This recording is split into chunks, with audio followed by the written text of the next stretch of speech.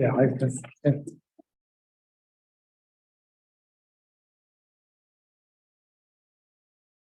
roll call. Okay.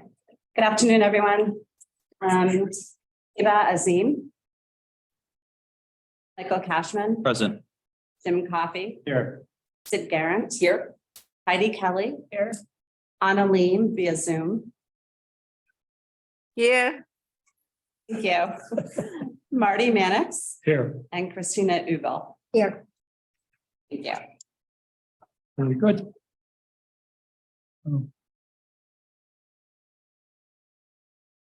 The third order of business is the approval of the agenda. I so move.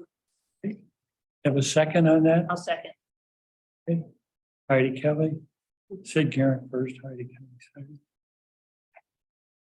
Okay, we have a motion, we have a second. Any discussion? All those in favor signify by aye. Aye. Opposed? Carried. Of the September minutes.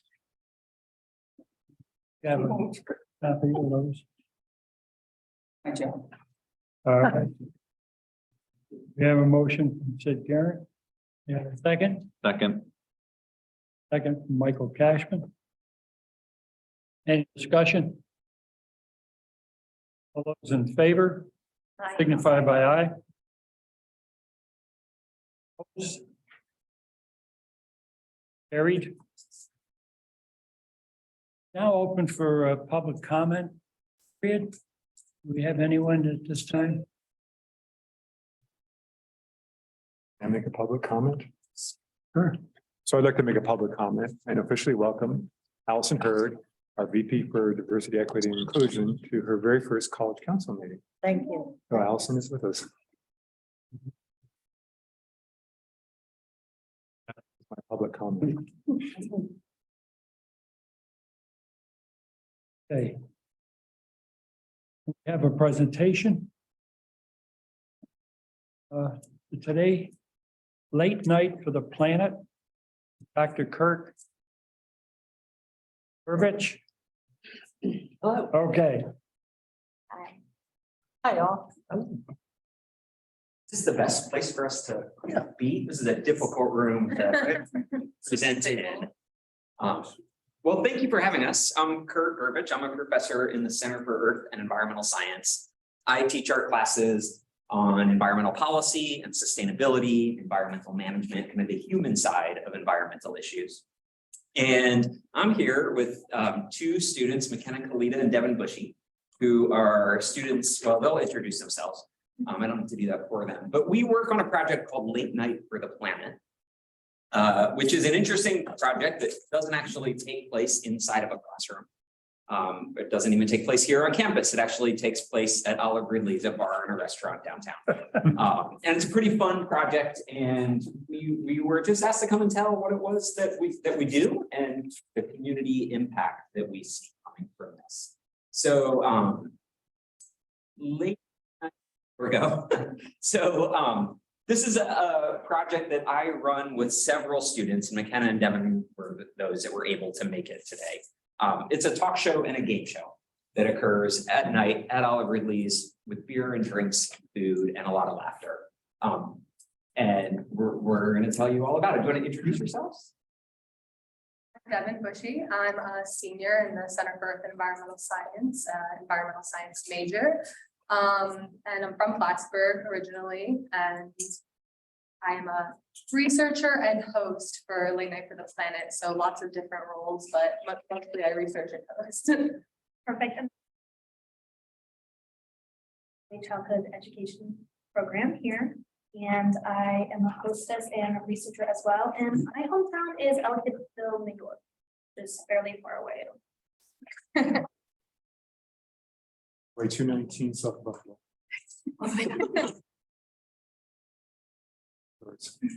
So this project started in 2019 when two students came to me and they said, we want to do something interesting that will have a community impact and not be on campus And their actual words, I think, were that they wanted it to be kind of badass. I don't know if we've actually achieved badass yet, but what they wanted was to do something public that would raise the profile of local environmental issues. And so we started this game show, talk show format.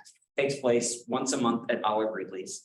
And we bring in special guests from around the region and around the country and chat in a kind of informal atmosphere. So in the picture that's on the screen now, on the right-hand side, you see Hadar Pepperstone and Ramel Pacheco. Those are two students that were the hosts in 2020 of several of the episodes. And then the other three folks you see, Mark Hamilton holding the microphone, is the executive director of the Plattsburgh Housing Authority, works on local housing issues in the intersection of housing and environment. In the middle, kind of hidden by the microphone, is Shannon Thayer, who is a graduate of our program and is now the planner for Clinton County. Also works on housing issues.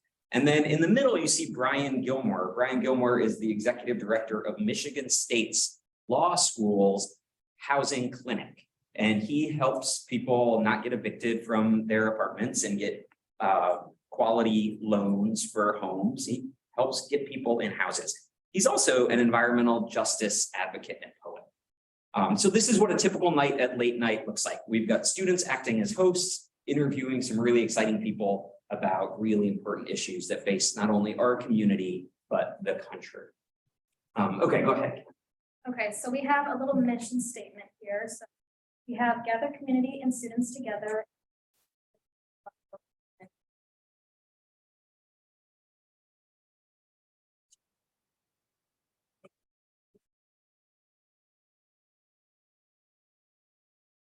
On environmental issues and concepts while leaving them with knowledge and how to solve these issues. Just sharing, but also giving resources out on how to help with these problems that we're facing. And then remove barriers to act and building relationships, which I think is super fun. We do it really bubbly and light. Yeah, just Trying to create conversations. So this past September, which McKenna and I were hosting, Jen Perry, who is at the table there, she runs a business called Compost for Good. So it's a local Adirondack composting business. We're talking about local resilience and the environmental benefits of composting. You know, big crowd there. We have a lot of audience participation. We're playing a game here where people are pulling things out of a box and trying to decide if they're trash, if they're recycling, if they're compost. And Jen's helping people out. And just getting people engaged and just trying to keep it fun and light. And, you know, a lot of people might not know if things are compostable and just laughing about it and educating and learning. So that was from this past September. we host, so it's a monthly talk show and we focus on local, regional, and global environmental justice topics. So us as the students, we create the themes up, each find the guests that match, we develop interview questions, write scripts, and then create the games, and then along with host the actual show. And then this show was established in 20+ shows, and probably had around 700 people, which is really, really great for all the environmental topics we talk about. And then we engage with games. We have a live band and just interesting guests, which just keep the conversation flowing. Even there were some shows that they hosted over Zoom during COVID, which was before our era, but it was the resilience of late night as a team, as a whole. I mean, a lot of things I feel disassembled during COVID, and late night persevered. So it's just another picture of what late night looks like. I just want to give a call out to the guests on the far left, Yesenia Funes, who's a graduate of the Center for Earth and Environmental Science and our journalism program from 2015. She's now a leading environmental justice journalist, and she runs the climate desk at Atmos, which is an environmental digital news magazine. Her stuff is published all over the place. And she's come back to visit campus several times on alumni in the classroom grants and things like that. But we organized her visit with one of those so that she could be on the show and visit some classes and things at the same time. So Pages up here.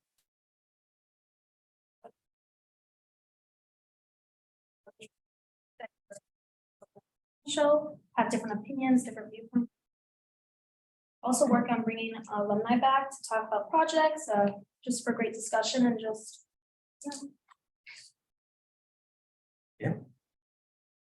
This is like for Late Night for the Planet. We all go over to Kurt's house, usually provides dinner, which is cool because we're broke college kids. Thanks, Kurt. Past members of Late Night for the Planet team, working on a project, but it looks pretty much the same. We all have our own individual roles, but when we all get together, we're collaborating, lots of ideas flowing, breaking off into working on different episodes, coming together and running ideas past each other. So it's just a very collaborative effort when we're all like in our brainstorm bubble at Kurt's house.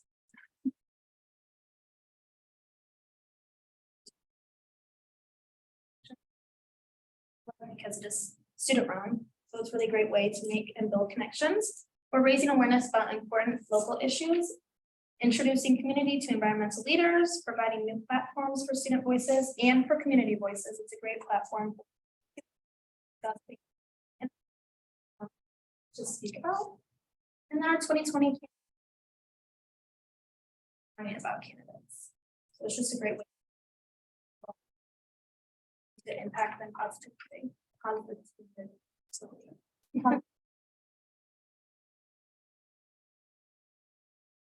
Program, the students that work on Late Night and some other students in other courses of mine. We have a partnership with George Washington University, which hosts a digital news platform called Planet Forward. So you can go to planetforward.org and you'll see digital news media published by undergraduates all over the world. And every spring, Planet Forward hosts a spring conference in Washington, D.C. They bring in really amazing leaders from the digital media field, Discovery Channel, National Geographic, CNN kind of people. So we travel to Washington, D.C., and that's where we get a lot of our ideas for new themes and guests and the kind of games that we want to create. So this is just Emma Stewart and Clarice Canelli in D.C. last year at that conference. Level, I would say that my favorite thing about the show was being able to really deep dive into the environmental aspects of it and just really work with learning about what we're talking and discussing in ways that we to do our outreach and educate our community. We ourselves, collaborative effort, like as we were saying earlier, collaborating like within our team and also with our community and with the campus. And also just getting a lot of benefits of like learning how to communicate in front of people, in front of audiences, like having an open door, and also can be sometimes nerve-wracking, but you eventually get used to.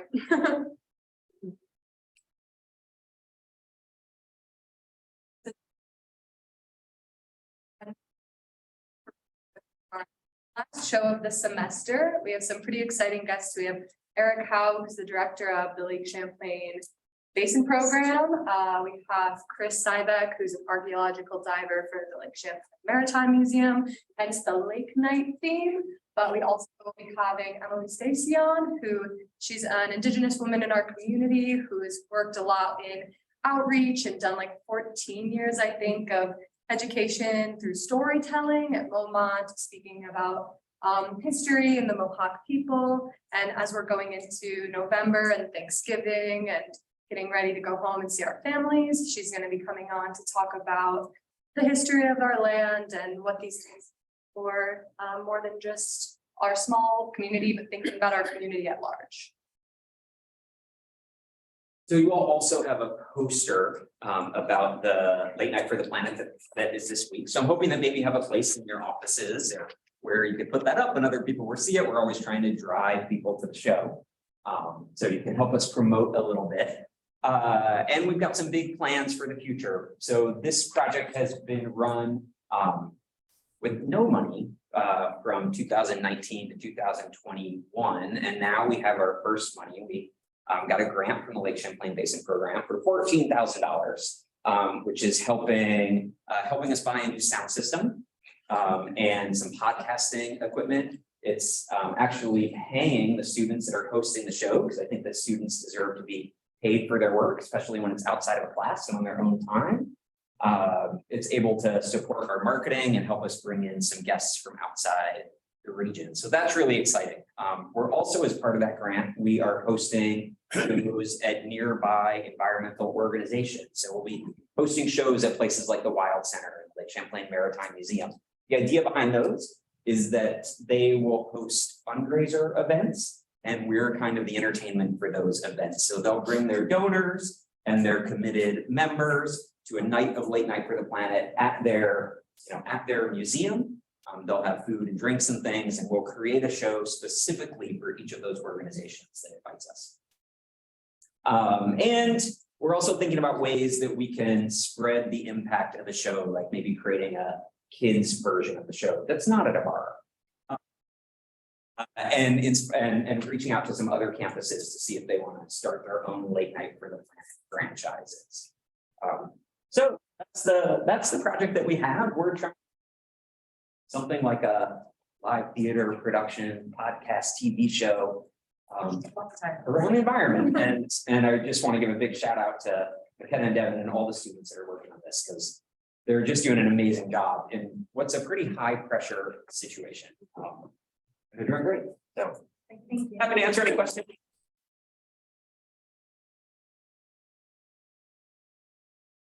Shout out to Kurt as well, because this kind of enrichment type outside of the classroom opportunity does not happen without faculty members who really, opens his home and really works with the students to mentor them and enable them to have such a wonderful experience.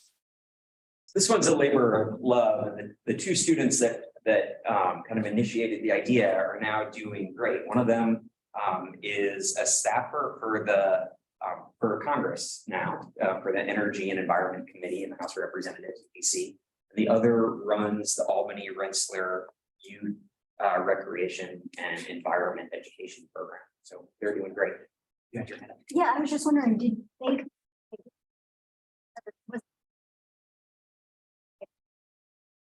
The idea started here. So Charles and Michaela came, were two great students from they graduated in 2019 and 2020. And just, they were peas in a pod that really wanted to do something active in public. And we kind of brainstormed the idea, what could we do for a little while and where would we do it? They knew they wanted to do something off campus, and doing it at a bar was really important to them. They felt like that was a place where we could get people and humanize the issues we wanted to talk about. We watched some similar projects from other places, but nothing doing quite what we did. And then we were listening to NPR's Wait, Wait, Don't Tell Me. Yeah. Their Saturday morning quiz show. And we said, that's what we need to do. It's interviews and games, important topics in a lighthearted atmosphere.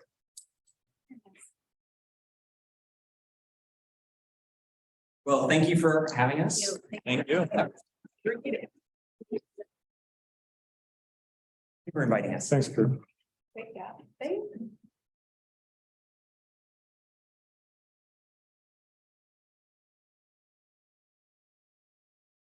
On our agenda is the president's report. And Dr. Yen? Sure. Yeah, they're right. Welcome. You're welcome to stay if you wish. Have a great meeting.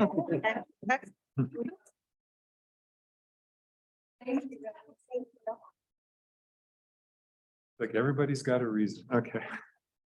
So good afternoon. And again, it's terrific to be here. Something that came to mind as our two students were speaking is that there's something for everyone, certainly something for every student on this campus. And I think that's what makes us I think a unique university, and certainly a unique opportunity for personal growth. But as the two students spoke, they specifically said, they're experiencing personal growth, they're getting skills development, but also career readiness. And we could bring in probably random students just as they walk by, say, come in here for a second and give us a 2-minute report on what's happening. This is what happens on this campus. And it's an incredibly powerful place. And it does not happen, as the provost mentioned, without faculty and the staff involvement in making this work. We can sit around at tables like this, but the real work just walked out the door. That's how it's happening. And I think I'm actually thinking to myself, damn, I've missed so many of those late nights. I got to go to the one this week if I can go. And Kurt was very nice. I saw him this weekend at the open house and he said, yeah, you got to come over. They're a lot of fun. So in any case, so to get back to what I'm tasked to do right now with respect to the College Council report. And I just want to let you know upfront, this is a bit of truth in advertising. Today's report will be a little bit different. It's going to be primarily focused on a conversation and the presentation around the current budget, our current enrollment, and certainly the implementation of the strategic plan Plattsburgh Next. And again, this is my American Express moment. For those of you who remember, you do not leave home without your strategic plan. And I guess a digital copy is certainly equivalent. But before I begin, I just want to highlight one or two things with respect to what's going on at the college. We held a very successful open house this weekend. I had the opportunity to be in the auditorium in Giltz and see well over 300 families try to shoehorn their way into the theater or into the space. And most importantly, I think we filled entire first level, and I think that we had some overflow going into the balcony. So it was a real exciting time, and then the opportunity to just speak to prospective students and parents at the same time. The energy was high. There was a lot of input and effort across the entire campus. And I think we work collectively to really, in many ways, show off and brag about the incredible things that we do on this campus to support student success. And again, referring back to late night for the planet, it's a reoccurring theme on this campus. And so I would be, again, remiss not to say how proud I am of the incredible work that goes into making recruitment such a fabulous showcase for our campus. And I think it's also very wonderful in this time. I'm going to say something you may not agree with, slightly past COVID, that we're seeing parents and families in person. So it's starting to feel a little bit like it might have felt a few years ago, although I think there's so much, we're not quite there yet, but we're getting there. The other thing I wanted to mention is that as part of an enrollment initiative through the system in SUNY, we had free application period. And I think it was only supposed to be for a week, but it actually lasted longer a week. It was so popular, they did it for 2 weeks, right, Corey? And I know that Corey may give a little bit of information, but what we heard was that we received a 200% increase in the number of applications to the campus from prospective students. That's a great problem to have, because now we're slogging through all of those applications and we're trying to get an answer back to all those prospective students by the end of the month. And Corey may speak to that a bit more. But that's just one example of an enrollment management or a strategic enrollment management initiative that's being spearheaded through the central system of SUNY, but it was very helpful for our campus. And so we saw that huge jump in the number of applications. So that's going to be my short report to campus. Now to the meat of the matter. So first of all, I want to acknowledge and appreciate the email exchange that came from College Council members about SUNY Plattsburgh's budget and its enrollment, and in particular, peripheral in some ways related to this, the involvement and advocacy of Heidi, Sid, and Michael at the UUP press conference last Thursday.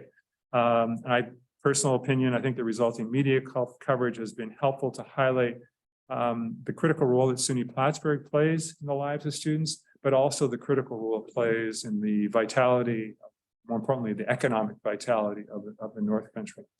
So to prep you for today's report, there's a series of items in your packet. I'm going to just show these as we go through, and I'll probably refer to them in the order that they're there.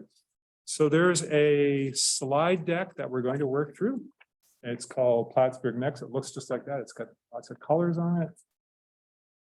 There is a copy of the President's 2022 annual academic year report to the Chancellor. It essentially has no color to it, and it's got the words State University of New York, Plattsburgh at the top. There's a article reproduced from the Chronicle of Higher Education last week. It's titled "A Public Regional on the Edge." And specifically, it's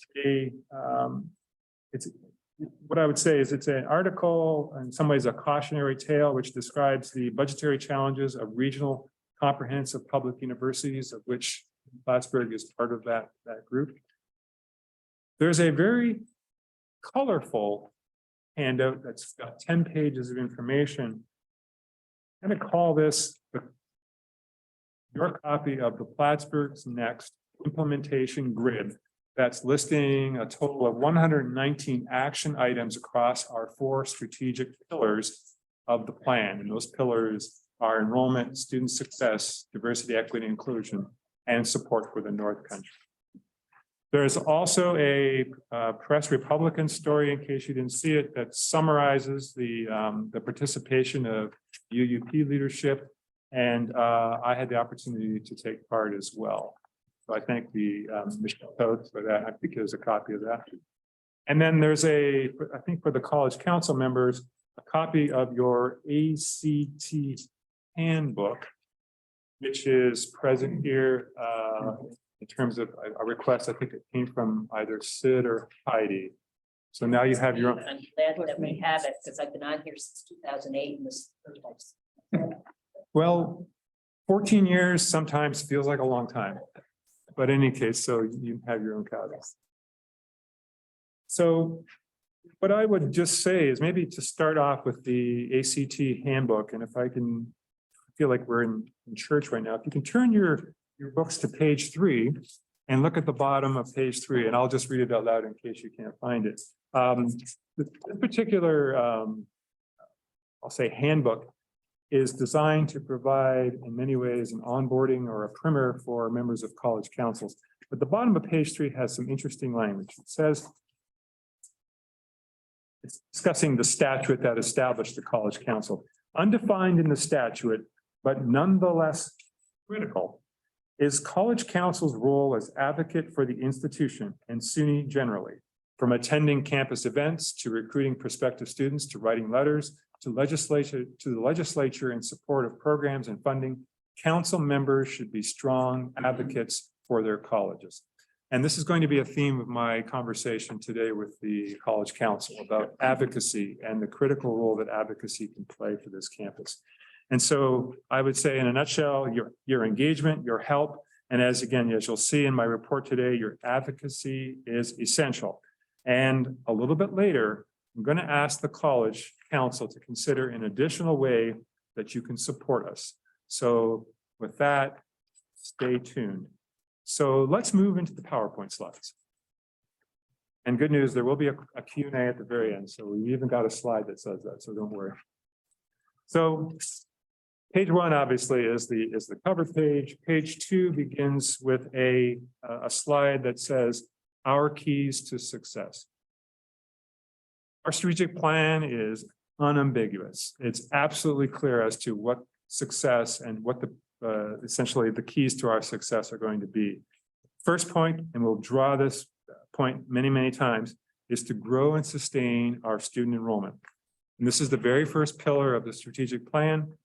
It's the most important. The future of this campus, of our college, depends on how we gain, how we serve, and how we retain our students.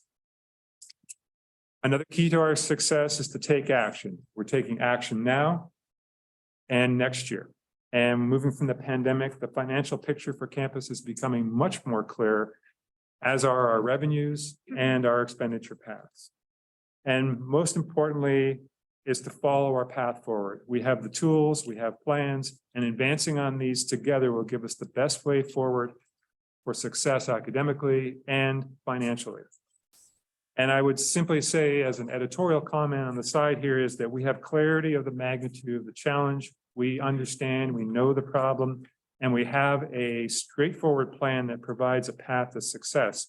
And that simply aligns with the 4 pillars, as I've already mentioned: enrollment, student success, diversity, equity, inclusion, and the North Country. And I'm happy to report that we're taking action now. So the next page is titled Where We Are Now. And so what I'm going to do is take you on a bit of a mind journey as to how we've arrived at where we are and 2 possible solution scenarios that we could consider as a campus. With respect to where we are now, The reality of 10+ years of budget cuts on this campus is a statement that's been put forth by Ruth Porrett, who works at Google. You cannot cost cut your way to greatness. It's not possible. And it's clearly evident from every scenario and every way that we've looked at our budget and looked at the implications of where we sit right now. What we know right now, and here are some basic facts. We have had flat revenue and pressure on our budget. The state share of the allocation that comes to SUNY Plattsburgh has remained flat at $12.2 million. There has been no increase. There's no cost of living adjustment. There's no inflationary adjustment. There's nothing. So in terms of advocacy, if you want to send a note to someone, we could use some extra millions just on that aspect of the allocation. As you look at the role that tuition has played on this campus, 20 years ago or so, the state of New York paid nearly 80% of the cost of educating students on this campus. And when I do my alumni tours or visit with alums, they are amazed at how much the tuition is today. They're almost embarrassed to say, well, I didn't pay very much for tuition. No, they won't say something like it was only $2, but they said it was really low. That's because the state maintained its responsibility, and that has shifted. We've become more of a state-assisted university versus a state university in terms of the allocation. What I do mention in this particular line is every unfunded mandate that comes to this campus, and I'm saying everything. If we're told that we have to take care of the tap gap, we take care of the tap gap. If we're told we have to initiate a printer mandate for the campus and change all of our printers over to something else, we paid for that. That's a $500,000 expense that we're incurring right now. We've been told that we have to change our learning management system from Moodle to Brightspace. We pay for that. And every single salary increment, and these are well-negotiated, well-deserved salaries that our staff receive, they are borne by the university. We receive not a single additional dollar from the state to cover all the negotiations that happen in a land or a place far, far from campus. So we are essentially mandated to fund up all unmandated or unfunded mandates to the campus. So as a consequence of that, we're also in staring into the face a very interesting change with respect to student numbers in higher education. Globally, there are fewer students entering into higher ed. There's been a downturn approximately 18, 17, 16 years ago in the birth rate. So there are fewer students that are in the market for education. The Northeast is particularly vulnerable to this, and we're going to see a precipitous drop in student number availability when we hit the year 2025. So what I say under where we are now, we have fewer students, we have fewer tuition dollars. Our enrollment since 2017 has declined by 22%. And again, this is consistent with our peers. This is consistent with all the comprehensives across the SUNY. So all 13 schools have seen a decline in their enrollment. It drives down our revenues, it drives down our tuition. But another thing that's occurred is there's been no change in the tuition amount that's been charged through the SUNY since prior to 2019. There were some increments prior to that. So we've had a static tuition amount as well. And it's my impression, and this is just me speaking, I don't believe that the trustees are interested right now in thinking about a change in tuition. That's probably the simplest way to describe that. What does 100 students translate to on our campus? Every additional 100 students that we gain corresponds to a number somewhere between $800,000 and $900,000 a year. Every 100 students we lose, same rule applies. So there's a very strong connection between where we sit with enrollment and where we sit with revenue. And what I mentioned before is in the last bullet point is cutting expenses is not going to be enough. We have been excellent stewards. We've been cutting expenses the past decade.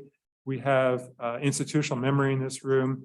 Sandra's been here 20+ years. And I think for most of the faculty and most of the employees on this campus, it feels like we cut the budget every year. That seems to be a regular occasion. You know, we celebrate the end of the school year, and then we jump into budgetary discussions, and then we figure out ways to cut the budget. It's just a non-stop issue.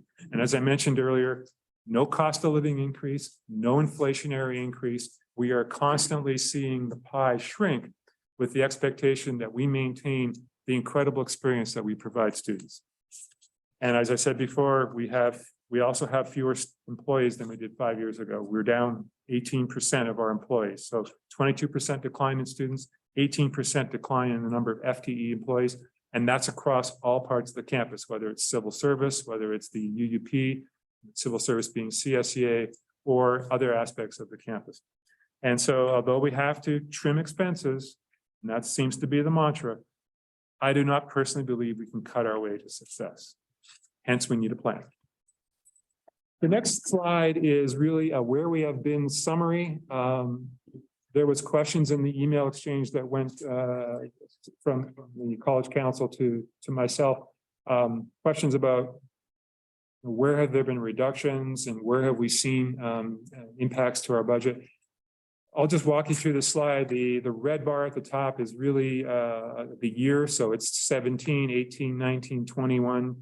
And then we get into 2020, 22, 23. For budget reductions, over that period of time, 17 to right now, we've taken $9.7 million in budget reductions. And if you look at the last 3 years since COVID began and my arrival on campus, we've taken $6 million in budget reductions just in this short period of time. Employee FTEs, again, we're down 160 FTEs on campus. The contractual salary increases that we've been covering and the TAP gap, you can see TAP gap amounted to 9.5 million. And the estimated contractual salary increases that we're seeing in the past 6 years is 9.6 million. The most important part that I'll mention is the 1.5 for this year, the 1.5 for last year, and the 1.5 for 2021. Those come to bear right now. We're doing all the retro payments as we speak right now. I think paychecks are being adjusted.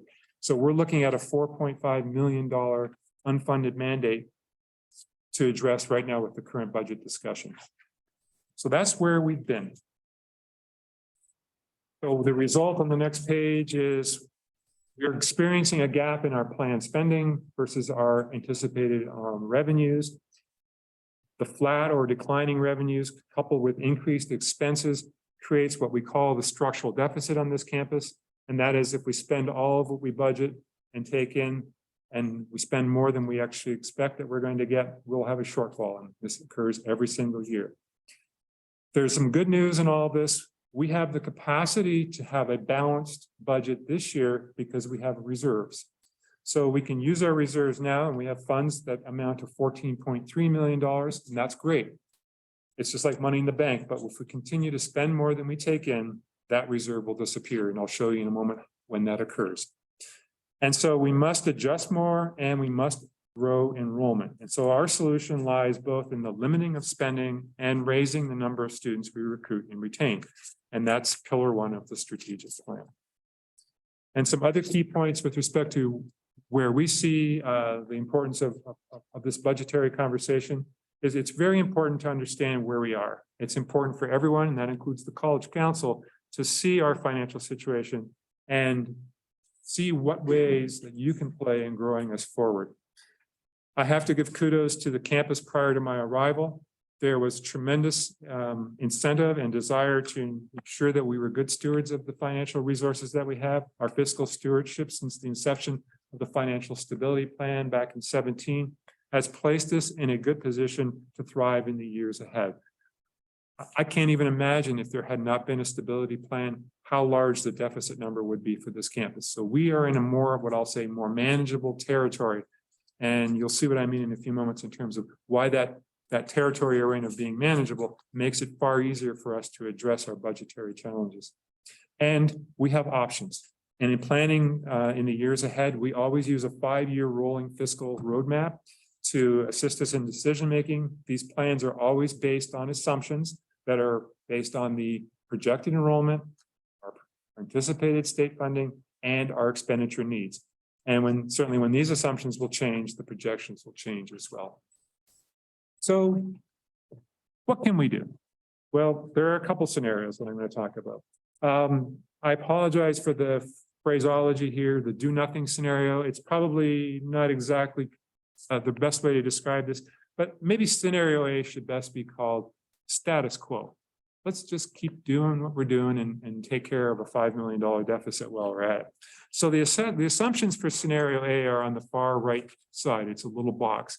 And what the box says is no tuition increase, flat state support, unfunded contractual salary increases. Luckily, the TAP gap went away this year. Continued enrollment declines, and we just ignore the retention problem. And retention is something we've spoken about multiple times in this campus. Our goal through the strategic plan is to raise our retention up above 80 to 82%. So similar type of spreadsheet in this one. This is looking forward.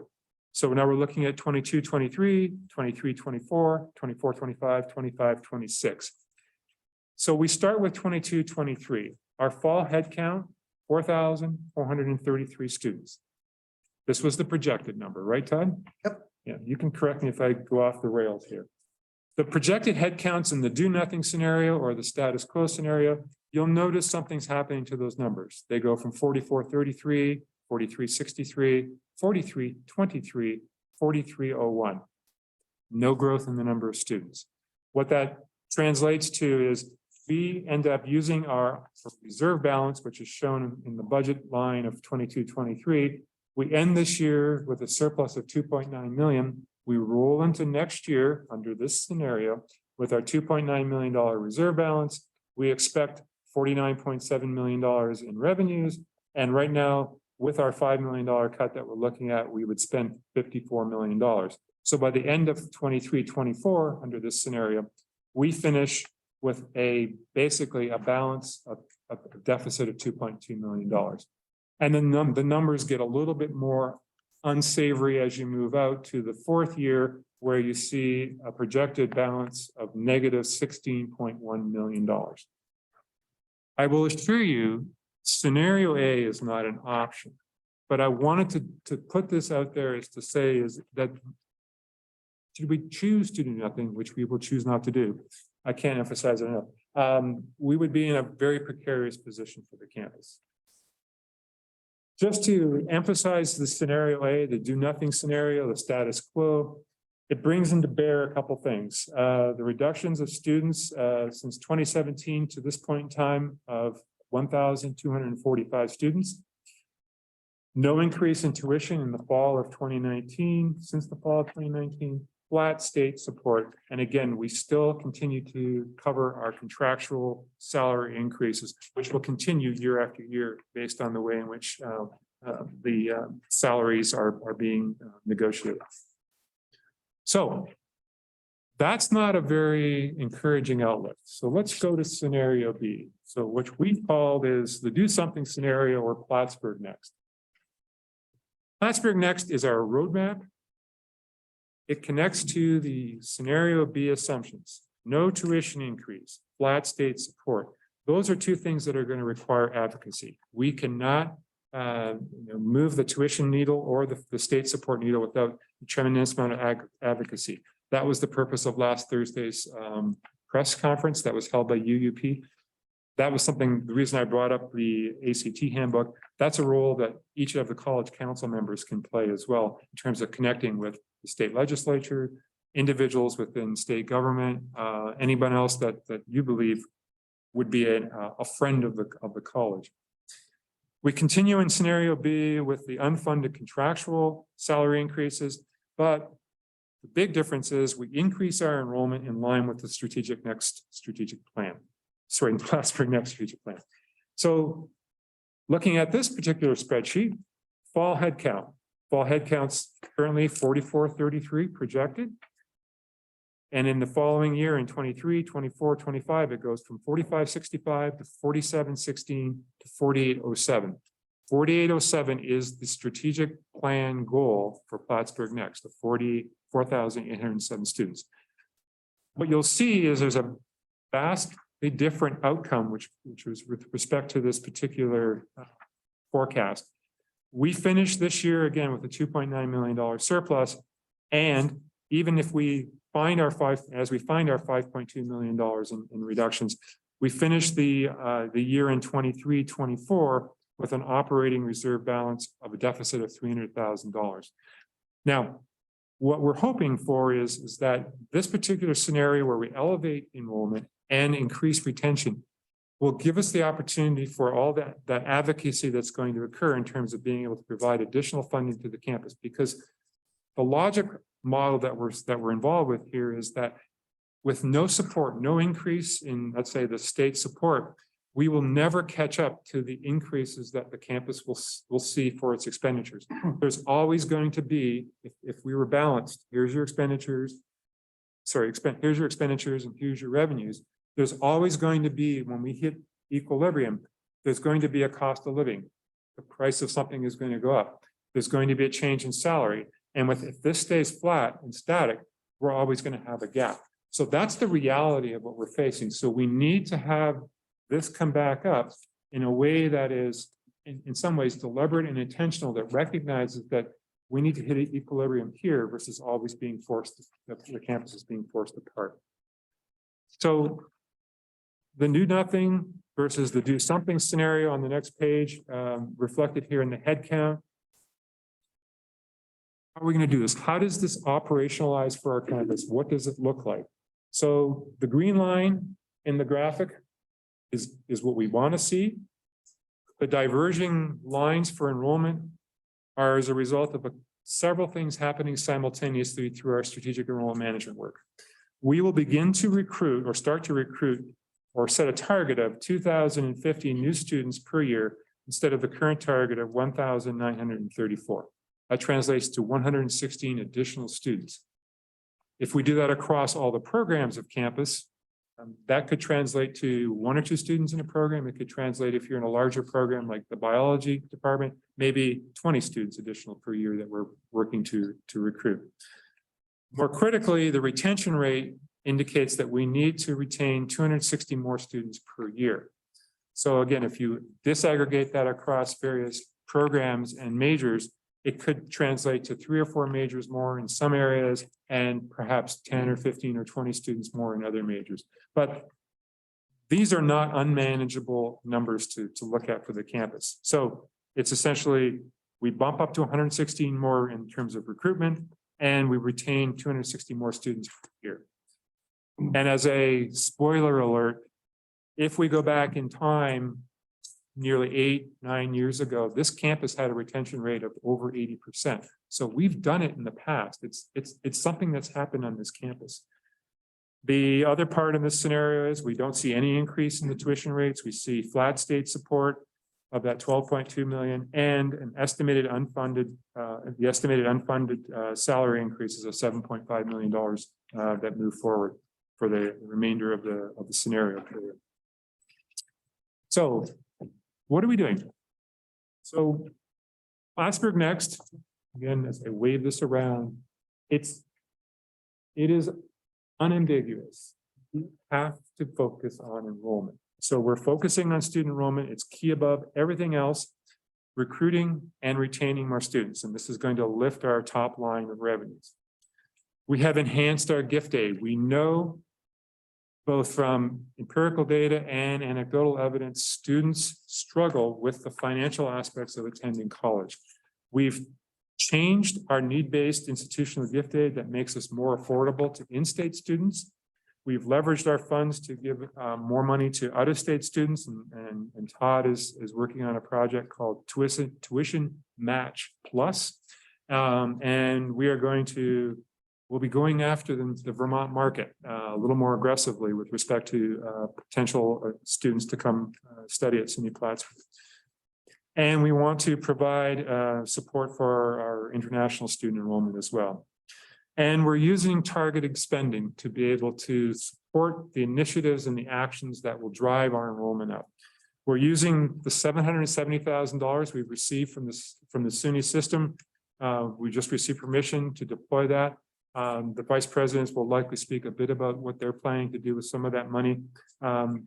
We've received funding for new faculty lines. I've been told that they're making decisions this week around that. So that would result in 7 additional faculty lines coming to the campus. And as part of our investment strategy in enhancing the college's capacity to build enrollment, to support retention, we've put $2 million of money set aside. That's essentially, when I go back to this, this color grid, represents all the actions and all the items that are going to be deployed through that $2 million plus the 770 match. On these sheets, there are 55 action items related to enrollment. There are 23 action items related to student success. There are 15 action items related to diversity, equity, and inclusion, and 26 action items related to the North Country. And I'll eventually, when we get this, essentially some feedback from the accountability partners who are assisting with the implementation of the strategic plan. This document is going to be published on the website, so you can always go in. The colors are important. If a line is in green, that means it's actually going or it's practically done. So these are things that are in place and are running. If the line is red, it means it's a stoplight. It hasn't started, it needs to be initiated. And the ones that are in yellow, they're just beginning. So we like that we have this red light, green light, yellow light notation so that everyone knows where we are with respect to the implementation and the progress and the strategic, basically the partners, the accountability partners that work with the plan. They're the ones that are going to hold the cabinet and the campus accountable to ensure not only are we making progress, but that we're collecting the appropriate metrics and assessing the investment to ensure that we're making progress towards the ultimate goal. And with respect to this targeting spending, it's going to allow us to initiate in these initiatives, supplies, and programs to elevate and advance our enrollment goal. So just as a summary, in terms of further actions, advocate for increased state investment. Funding is required, and a funding increase is required to pay for contractual salary increases. And if this happened all by itself, it would make a substantial difference, just like eliminating the TAP gap is going to have an impact on this campus. Again, as an editorial comment, if all past salary increases had been funded by the state, our finances would be in a markedly different place today. We are not going to continue on this path that we've done the last 4 or 5 years of just making permanent cuts to the budget. We're going to use a hybrid model that's going to utilize some permanent adjustments and also some temporary cuts. The question that we'll be asking is, what can we delay spending money on now that will give us that breathing space to allow advocacy and/or other mechanisms to catch up to where we are as a campus? So things like vacant position lines, can we hold the line vacant a little bit longer? Again, this is not a permanent solution, but it's a tool that's available to us. And Todd Marovec and Megan Renadette are working to provide all the VPs a full range of the tools and the options that are available to campus. And again, there will be some permanent adjustments that occur as well. And I think the last thing that we need to look at is just finding efficiencies. How do we use space on this campus? There's been a recent analysis of space, and with a 22% decline in students, we're not using all of our classrooms. So if we had I'll say, again, a thoughtful and deliberate way to look at that in greater detail, we could actually, I hate to use the word mothball, we would choose not to deploy certain classrooms at this time. And if you did that in enough locations across campus, now you've got an option with respect to custodial. You've got an option to energy utilization. So this is small incremental ways that can help us make essentially additional efficiencies. And I think looking at various operations, what do we do? What can we do differently? And what could we stop doing? And what are some novel ways to conserve the college's resources? So the next slide, and again, this is the penultimate slide. Our keys to success are very straightforward. We want to grow and sustain our enrollment. It's the first pillar. We want to take actions now and next year. And we want to follow our path forward. We want to stay to our plan. We have the tools, and advancing on this together gives us the best way towards success. And find success both academically and financially. Here's my commercial pitch. We very much so need your help. We need your advocacy, we need your involvement. And from what I've understand is many years ago, we had a college council, vice president, liaison structure. So this is my idea that I'd like to throw out. I would love for the college council to consider perhaps reestablishing basically a liaison structure that would include college council members and certainly our VPs, but also perhaps bringing some of our accountability partners into this structure as well, and perhaps bringing accountability partners that could have a conversation with this group too. So I think that the great point of this is these liaisons would be a powerful way for college council to have that additional, in many ways, information, knowledge, and to be able to provide the support and advocacy that the college needs at this time.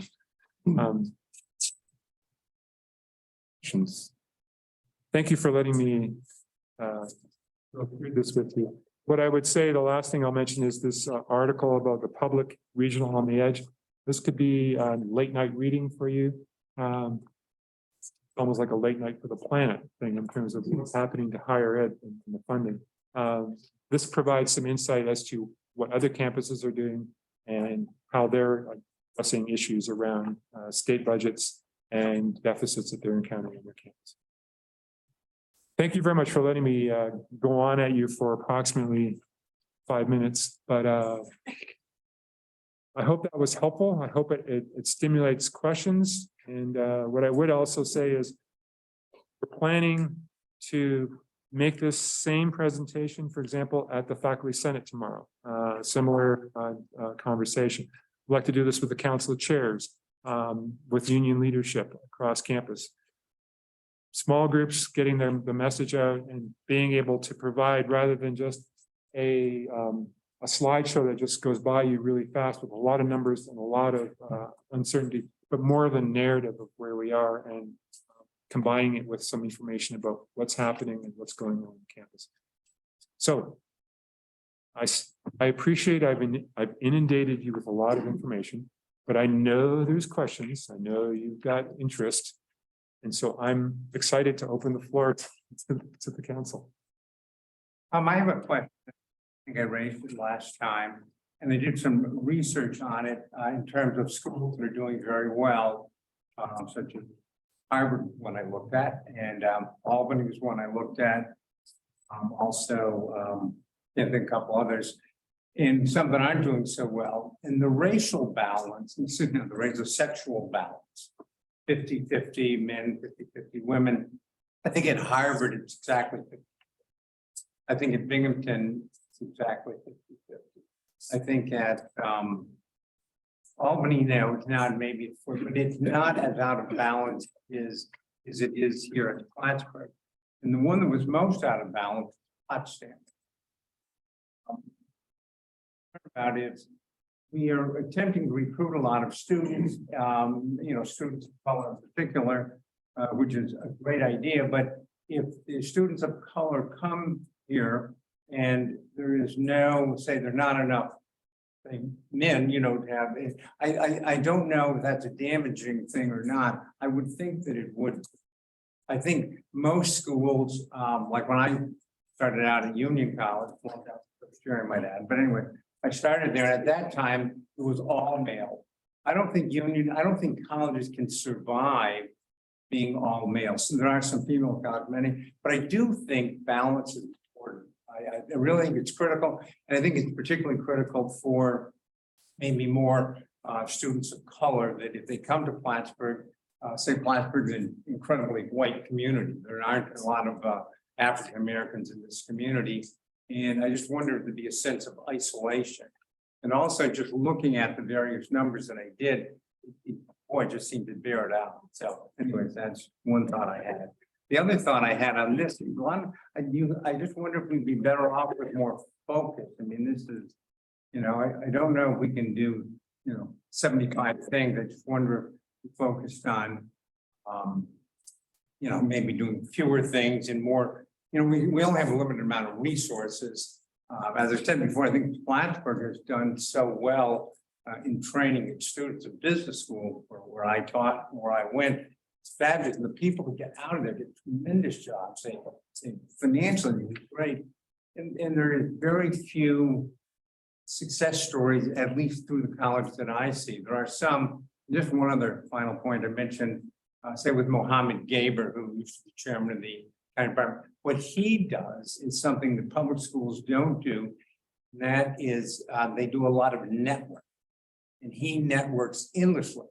But say, if he walks in front of a bus tomorrow, I think that network is done. So I think there should be some attempt to back that type of thing up. Say when Mohammed Gaber goes, there's still somebody there, got a look of the Rick Joffrey and other people that host and so forth. So anyway, those are my thoughts. Would you like a response quickly to those 3 points? Higher ed gender balance is, there's a lot of articles. The question that I read, where are the men? Right. There has been a decline in the number of men that are participating in higher ed. And that's not a phenomena. It's a fact. Oh, no, I agree to that. Yeah. And I don't know where that, I'm just saying schools that are doing well have the balance. Like Albany Law School, we had a reception a number of years ago, right here in this room, the woman who came said, I looked at it with 50-50. So I don't know if there's a conscious effort to do it. And I'm not saying we're out of line, but 50-50, I think it's a plus. Good. Yes, so I wanted to respond also because it is a national trend where schools are seeing more women who feel the need for higher ed, and that might also have to do with people's own personal perspective of what they would need to accomplish in order to be paid equitably on a national level. But the other thing is, I think we also have to recognize that there's a trend where more people are feeling emboldened actually not to check a gender category at all. Honestly, a person would be guessing about a male-female ratio because more people are actually checking non-binary or that they don't want to reveal their gender status. Yeah. So I think probably a campus climate survey for our campus would get us more information in terms of what students we're servicing, whether or not they're first gen. And part of that for women could be opportunities that they have to be the first in their families to actually attend college or university. I'm not blaming women for that. Yeah. I'm just saying, they must be making an effort at a lot of places because it seems to me the schools are doing very well, have that better balance. I think some of those colleges and universities have a different competitive nature too. So numbers play out too. When you're yielding a higher percentage of female to male, non-binary, et cetera, your numbers are going to be dispersed differently. My bigger concern right now is, as I've reviewed the financial stability plan on some of the material that was on the website, and I applaud you folks. I mean, it's difficult, right? My wife is a veterinarian, and we've talked about this before. When you do surgery, you get to a point where you either have to amputate, right, and reserve the core of the body for the animal and kind of move on to some different things. My concern that we're still not answered from the previous email though was, and the answer could be maybe, but is retrenchment on the table? Are closing academic programs on the table? Are you freezing promotions and tenure of faculty and professionals on this campus? Has DSI been frozen on campus? I mean, we are in a significant financial pain. I've lived it myself. I've been here. I'm not trying to say that I'm perfect or know all the things here, but the morale of a campus will erode very quickly without transparency on those core issues.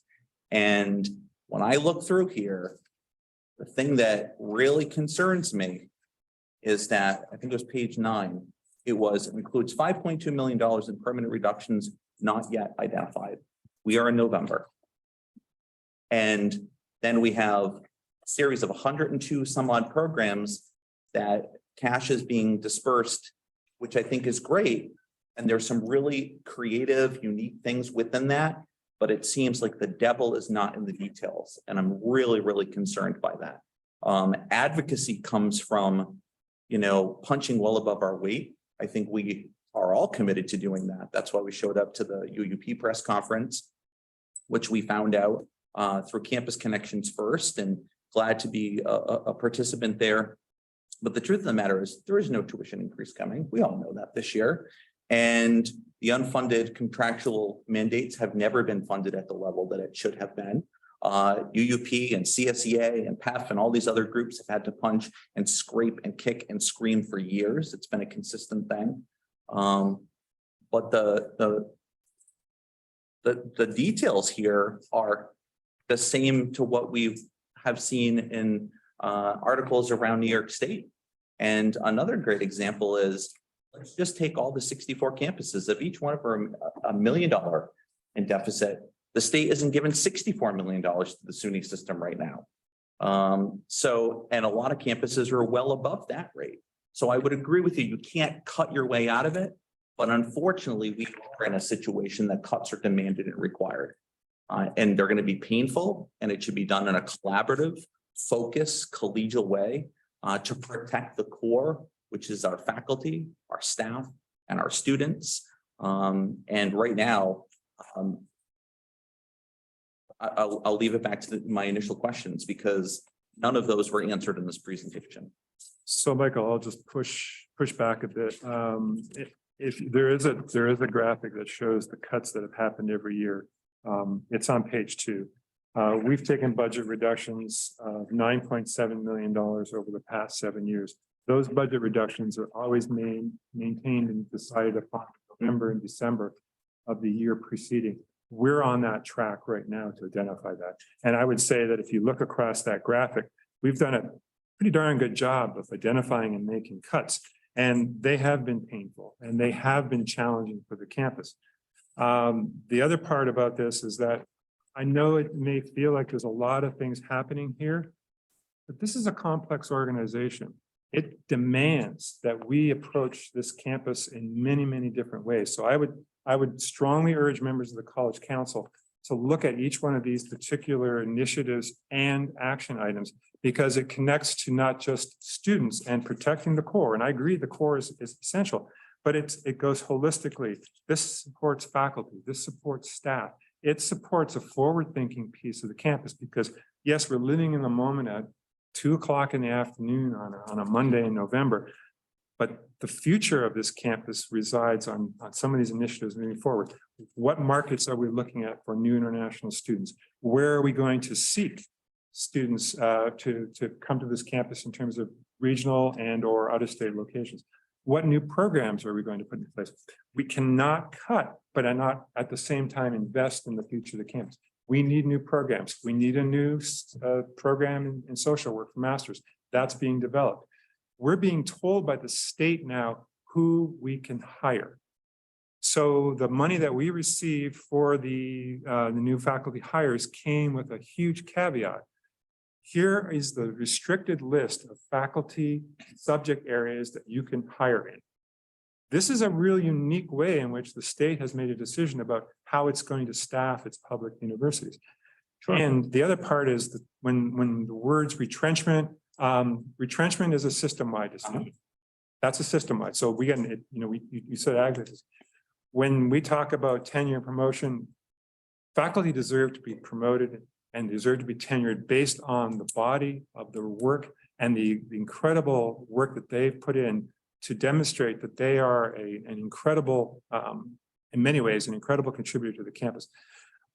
There's no way that I would say to a faculty member, I'm going to hold off on giving you tenure this year. No one would come work here, Michael. They would go, can you believe that SUNY Plattsburgh canceled tenure? Well, there's an answer though. I mean, and that's what's being asked about, because it does seep into the community.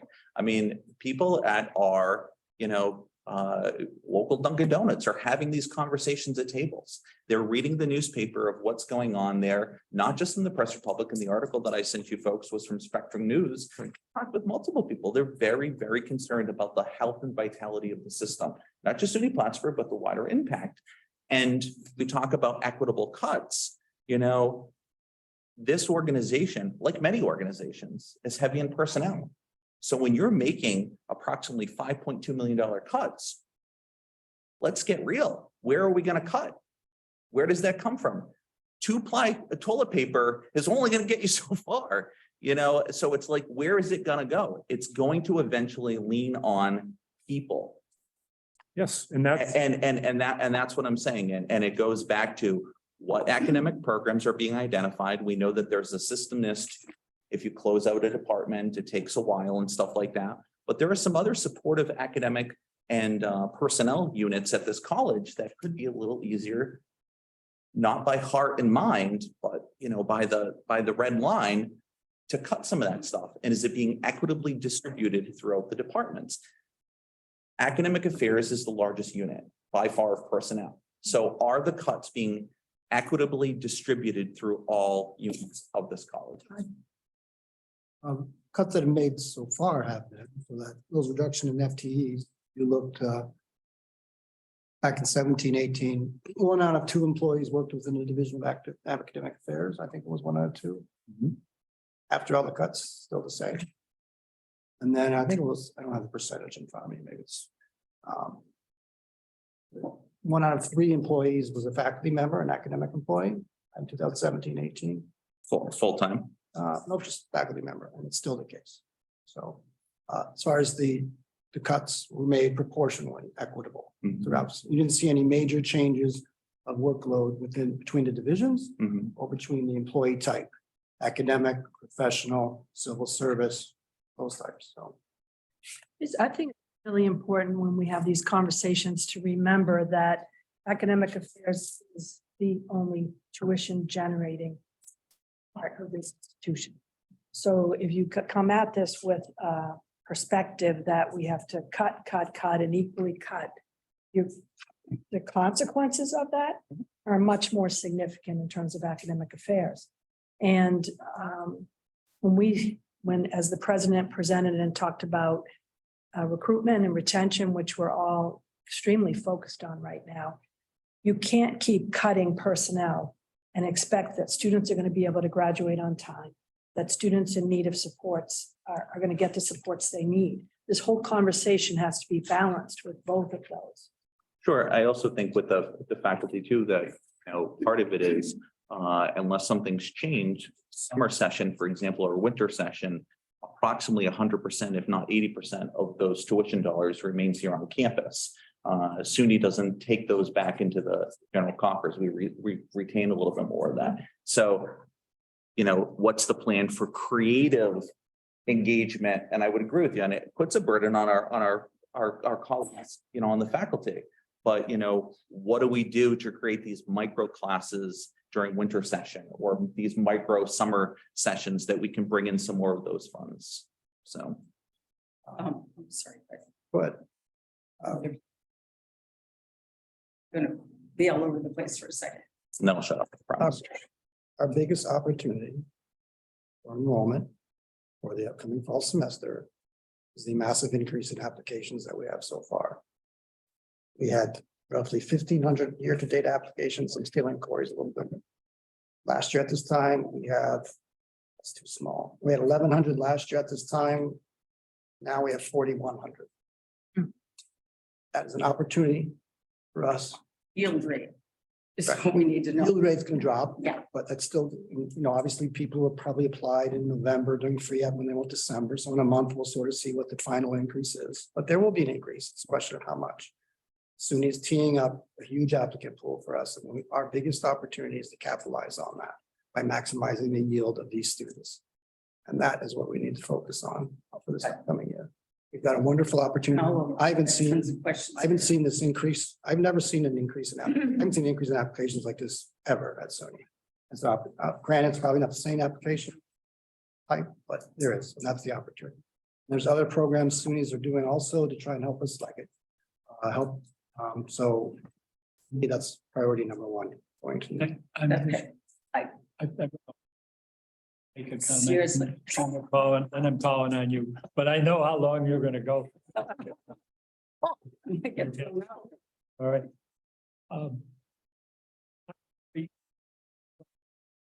Your people talking around a table and they are beginning to take a position, if you will, that can sound somewhat inflexible. When you talk about equitable cuts, you got to be careful of that choice of words. Because if you don't have the enrollment in that program, okay, you're not in the same position. We saw this, I'm going to say, as short a period of time ago as 3 years ago. This teacher ed program, okay, it looked like it was in free fall. Okay, I think we have quite a number of people who are applying this year, and they are looking at teacher education. Okay, and that kind of flex, you know, has got to be kept in mind as people go forward. Now, Sid, it's your chair. Okay, first of all, I just wanted to emphasize to anyone who received this very nice handbook. If you would read 7, 8, and 9, that's the law that lets us as college council members know what our responsibilities are, what our mission is, and what, well, duties we should be performing, but it's reading it, that's on me. But once I read it, I felt that for a long time, I didn't understand exactly what our responsibilities are, but there's a lot more responsibility pertaining to supervision in this law. Okay, number 2. I don't know. No, but I didn't. How far we were in debt. That article came out in the paper, it came out in the news. My neighborhood went nuts.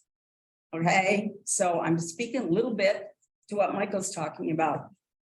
This entity has been here since my grandmother, of course, is here, but anyway, all right, forever. This community, this county, tri-county area loves this place. Us all knows to remember what happened in the mid-90s when the base pulled out. I have lots of business people in my neighborhood, and man, the conversation over the last week has been amazing. People care. People are mortified and afraid that this college is going to go into competition with Potsdam. Again, might be totally illogical, you know, anything that you people talk about, but this is what's going on. Holy good God, are they shutting down Plattsburgh State? The idea of accessibility to local students to higher education is so extremely important. Me, okay, huge family, you know, we could go away. We all went through here, 5 out of the 7. So I need you to know that. Please understand that when people are questioning what's going on here, there is a little bit of real deep concern that we're going to lose this wonderful place. Okay, so I needed to speak to that.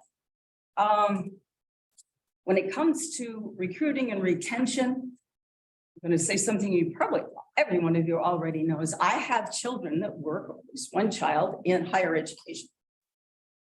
Everyone is doing what we have proposed to do. And believe me, other than Harvard, maybe Princeton, Yale, I think Brown's having a struggle fighting with the Ivy applicants, let's put it that way, okay? And I'm being a little facetious, but we're competing with Cortland and Potsdam and Brockport, and we don't want to say that we are, but we are. When we get to the topic of enrollment and retention, those of you who have been on this committee for a while know that I have spoken to retention graduation rates. I came in a few years ago, 2019, with all kinds of statistics that what you do, try this. Just ask Google. What the Plattsburgh 2022 or 2021, whatever date you want before 21, graduation and retention rate. And these stats come up, boom. We had a long discussion back then as to where those statistics came from, but they are there. Jumping to ancient. For 25 years, I was a school counselor and the director of school counseling for Beekman Central School. I was on the New York State Association of College Admissions Counselors and then the national one. All right, so get a little bit of background, albeit old. The only thing I'm finding is really different is now instead of paperwork, it's all digital. But we're dealing with,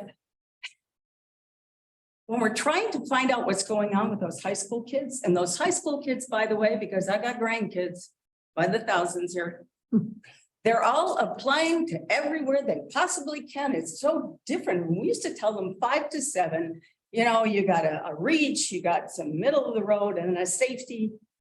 Oh my God.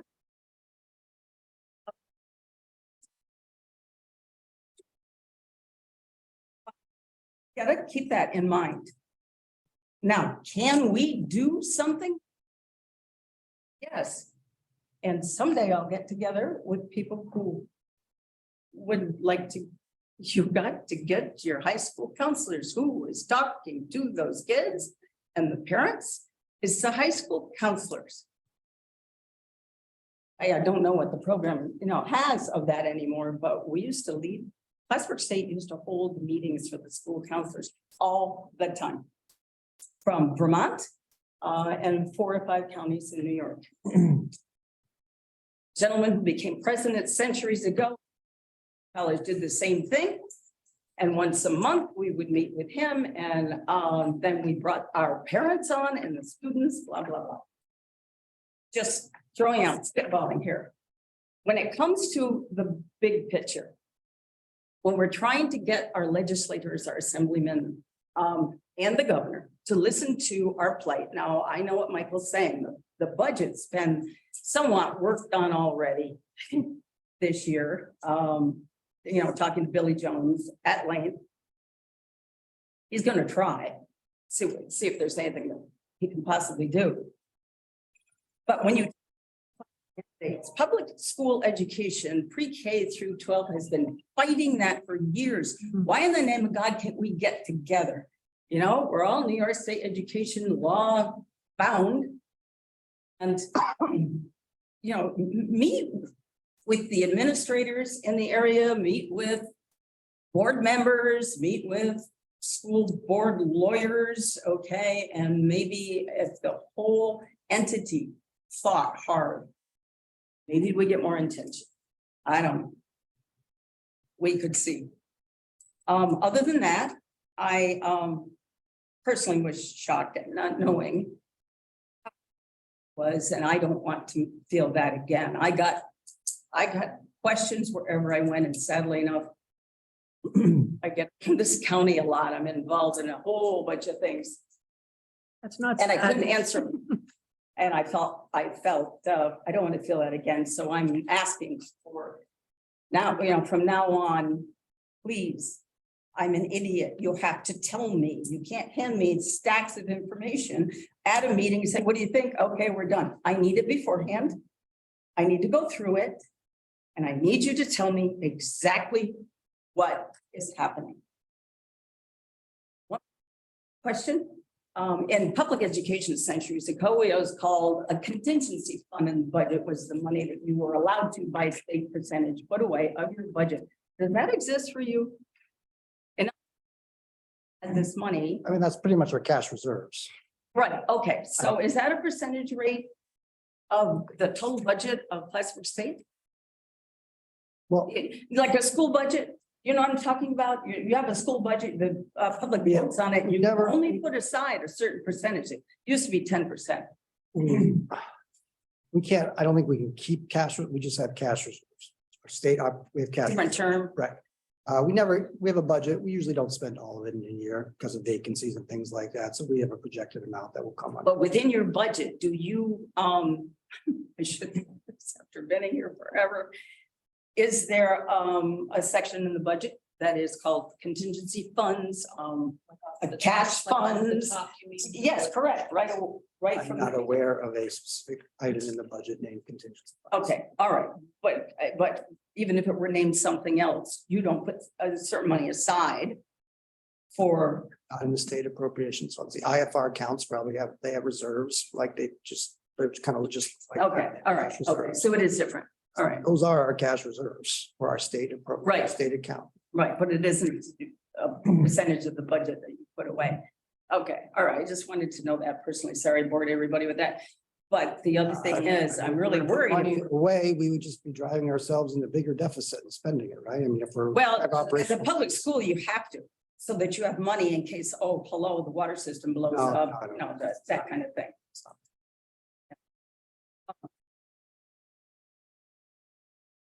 It's still right out of my head. Right, well, that's all I'm going to do right now. So I just want to say that I do know that we do outreach events with the counselors from the areas. Good, I mean, I always Yeah. have, And I will I'm get, out I'll of get that the- information from Dean Samard. It comes out of Education, Health and Human Services, and at least you can see when we had one of these, et cetera. right, when these things occur locally, you're gonna hear locally what's Yes. going on. We are different than Westchester and, you know, some of those state information that come out or journals. It's great, but we're a pinprick compared to where the rest of the information is coming from. And I've always found that local, it's all politics and enrollment. No, I mean, I remember, financial aid used to have a high school guidance counselor. oh my good Lord, Used to absolutely. update them on the FAFs and everything. Yep, I'm not sure what the status is of that. and the college always held college night now, albeit in the last 2 or 3 years, it's been a nightmare, but Yeah. yes, I did see that, and that was. That also, is you on campus, you brought people in, and sure, your office was up to its teeth involved. That is so important. And we also were able to give information out to our parents that anyone who had questions about financial aid or college admissions from anywhere on earth, if you were a citizen of we told people nuts, but it were. So Sid, Okay. your comment is further evidence why we need a liaison system.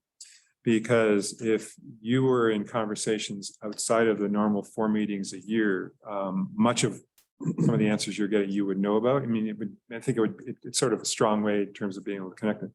And the other part is that this campus has been running a deficit budget for well over a decade. Every year, it's been in the red. It's just been using its cash reserves to basically keep itself solvent. And so I came here in a deficit situation. Josie La Rochelle came here in 17 in a deficit situation. I don't know when it all began. There's probably some I do forensic. that. I Yes, didn't know it was 7.5. but it's whatever it is. not 7.8. That's not even a number that has any reality. We've got to do something about. We did not put that number out there. The reality is that in this year, we are going to finish with a surplus of $3 million. So we don't have a deficit this year. Well, Don't you think that ought to be then Okay, Sid, refuted? okay. I'm gonna ask you to ask for recognition. Every time somebody speaks, then you want to counter. It's somebody else wants to speak. I just, well, yeah, I have, thinking back to, you're saying every year we've operated at it. I don't think in these more recent past years, we have gotten a really thorough budget report. Mhm. And I think this is where this, it came out of nowhere and, maybe that's on us. We weren't asking the right questions, but it was just, oh, we're floating along, everything's going just fine. And you go back to when we had this liaison program, I just want to clarify, there weren't ongoing conversations over the course of the interim in between. It was, oh, we have a meeting next week, here's the latest. And that's the way it operated. It didn't operate, I think, the way maybe you think it might have. But I do know that we did get much more thorough reportings of what our budget situation was. And I think that we need to return to a time when we are informed as to what our present situation is, how the budget is going, what our deficits are running. Because I think that that would be more helpful in terms of our advocacy and just our own information. I guess my next question is, we are, and this is no offense to you, Todd, but you're an interim. And what is the plan for, filling the position of VP for, administration and finance? Because I would think, in these tough budgetary times, that should really be a priority. Well, the current situation is we have an interim VP for ESS, or enrollment and student success, and that's the position that Corey's filling out. That's the first position that's being sought for right now because it has a really direct connection to enrollment and retention. The plan is to initiate a search later next year for the VP for admin and finance. Later next year, meaning like In spring, later in 23, right? So probably. fall of 23. Well, we will do the search for ESS and we'll likely have the candidate in place prior to June. And then begin the formulation of the committee that we would do the search in the fall of 23 for the ANF position. Yeah. Yes. I have a question. One thing that we've talked about a great deal is retention. Do we interview the students that are leaving and ask them the reasons? What's the reason then? Yes, we do. And other people, Corey could speak to this as well. One of the hard things I think happens with a lot of students is there's a sense that we don't necessarily get the full story. They will say it's finances. But it could be all kinds of considerations, things happening at home. Academic misfits where they're not sure whether they really want a college degree or whether they found the right program. It's complex. I mean, we are working really hard to try to get our advisors, our faculty advisors in particular, who do a good job already, but to really ramp up. Is our retention rate, say, different than, I don't know, Rockport or the other school? Is our retention problem unique or common across the state system? I don't. Yes. It's not a unique problem, but we're a little lower than average. In the main reason that, tell me this, if somebody doesn't go, do they ever get a phone call and Yes. sort of an exit interview? Yes, yeah, and we really don't yield anything particular. No, It's nothing, trend-worthy. nothing. Said. I mean, we're shooting to get again into the 80s. That's pretty high, especially for a lot of state institutions. You don't get 95% retention. As much more of it, and especially today nationally, there's much more of a pattern of students doing a year, maybe doing 2 years, stopping out for a bit. It's very much changed because of the cost of higher ed from pattern we may have been more familiar with in terms of you enroll or you. Not out of line. A little bit Lower lower, than but not a big deal. When you say a little lower, can you define that? No, I'm not asking you to get into a specific number, but when you say we're lower, does that mean that our number is better? Or does that mean our number is worse? Do you have the? Compared to So we're in others. the low 70s and the average is. What are we talking? First time, full-time retention? Or are we talking overall? Yeah, you have to break the stats. But you have to understand, parents aren't gonna do that. When you. Parents just look at the Well, you numbers talk, that's I thrown may out be there. able to pull up. So Yeah. Graduation rate is what parents usually ask. Yeah, graduation. Then now you're talking 4 or 5 or 6, Yeah. right? Federals do 6, some use 4. Yeah. As far as retention rate, our fall 21, the fall 22 retention rate overall was pretty much 78%. Overall. Fall 21, fall 22, undergraduate, okay, 78%. First time full-time was 73.4%, 73.4%. That's a lower retention rate than some of the other comprehensive. But that's better than the year prior. Right, so that was our first increase in our fall to fall retention rate, which is a good sign. That we've had in a couple of years, so our fall to fall retention actually went up, so. That's hopefully a sign to come, that we have a class that's, our class that's coming. And if we keep doing that, our overall retention rate. Yeah, a lot of the colleges are, starting programs, if you probably already know about this, where they're trying to pull these people back, particularly the ones that left with 6 credit hours left to go to whatever it is. And that's, well, I'm talking about the student's life now. Maybe it's not going to help our money very much, but that's a wonderful thing. Get them through. We have a student success consortium that Corey and I work on together, and well, Nick, I think we're calling it the finish line. That's a model that a lot of colleges are pushing, figure out how, if they were 6 credits from graduation, 8, 10, what do we do to help them through? Yeah, we are doing that. To the point that you've raised, Heidi, and also said, these special programs that are very niche in terms of reaching out to students, making telephone calls, being able to support students, those require people. And to Michael's point, we are 90% people in our budget. So when you start to make budget adjustments, you lose people. And so at some point you have a situation where you need a critical mass of talent on the campus to do the work that needs to be done. And as we drop below that, we cannot support, and students have we're providing a huge amount of money. You'll see it in here for mental health support. We're providing support here for students who are primarily first-gen, low-income students through EOP or through programming through a success coach. In some people's minds, that's the low-hanging fruit on your campus, but you just cut those positions first because you're trying to. But the reality is where SUNY Plattsburgh is now situated as a campus that serves all students, but most importantly serves the most vulnerable students in the state of New York. We cannot afford not to do those things as well, because otherwise the whole system will just basically crumble.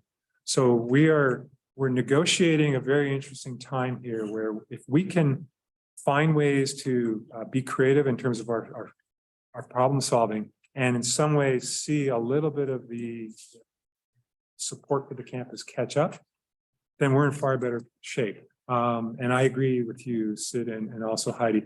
You should know the picture of the budget. It's never been a secret. Ever since I started here in January of 2020, every day I've used the word budget. I mean, it's just, it's the vocabulary. It's the number one thing on the vocabulary on an everyday basis. So yeah, we're happy to share that. Okay. I'd like us to move forward if we could. Okay. Martin? Yes, Christina. I was actually just going to say, in the interest of time, so that we can move forward with the other stuff on the agenda. Thank you. But well stated. Do I have a second on that motion? I'll second it. Okay, and I have a second.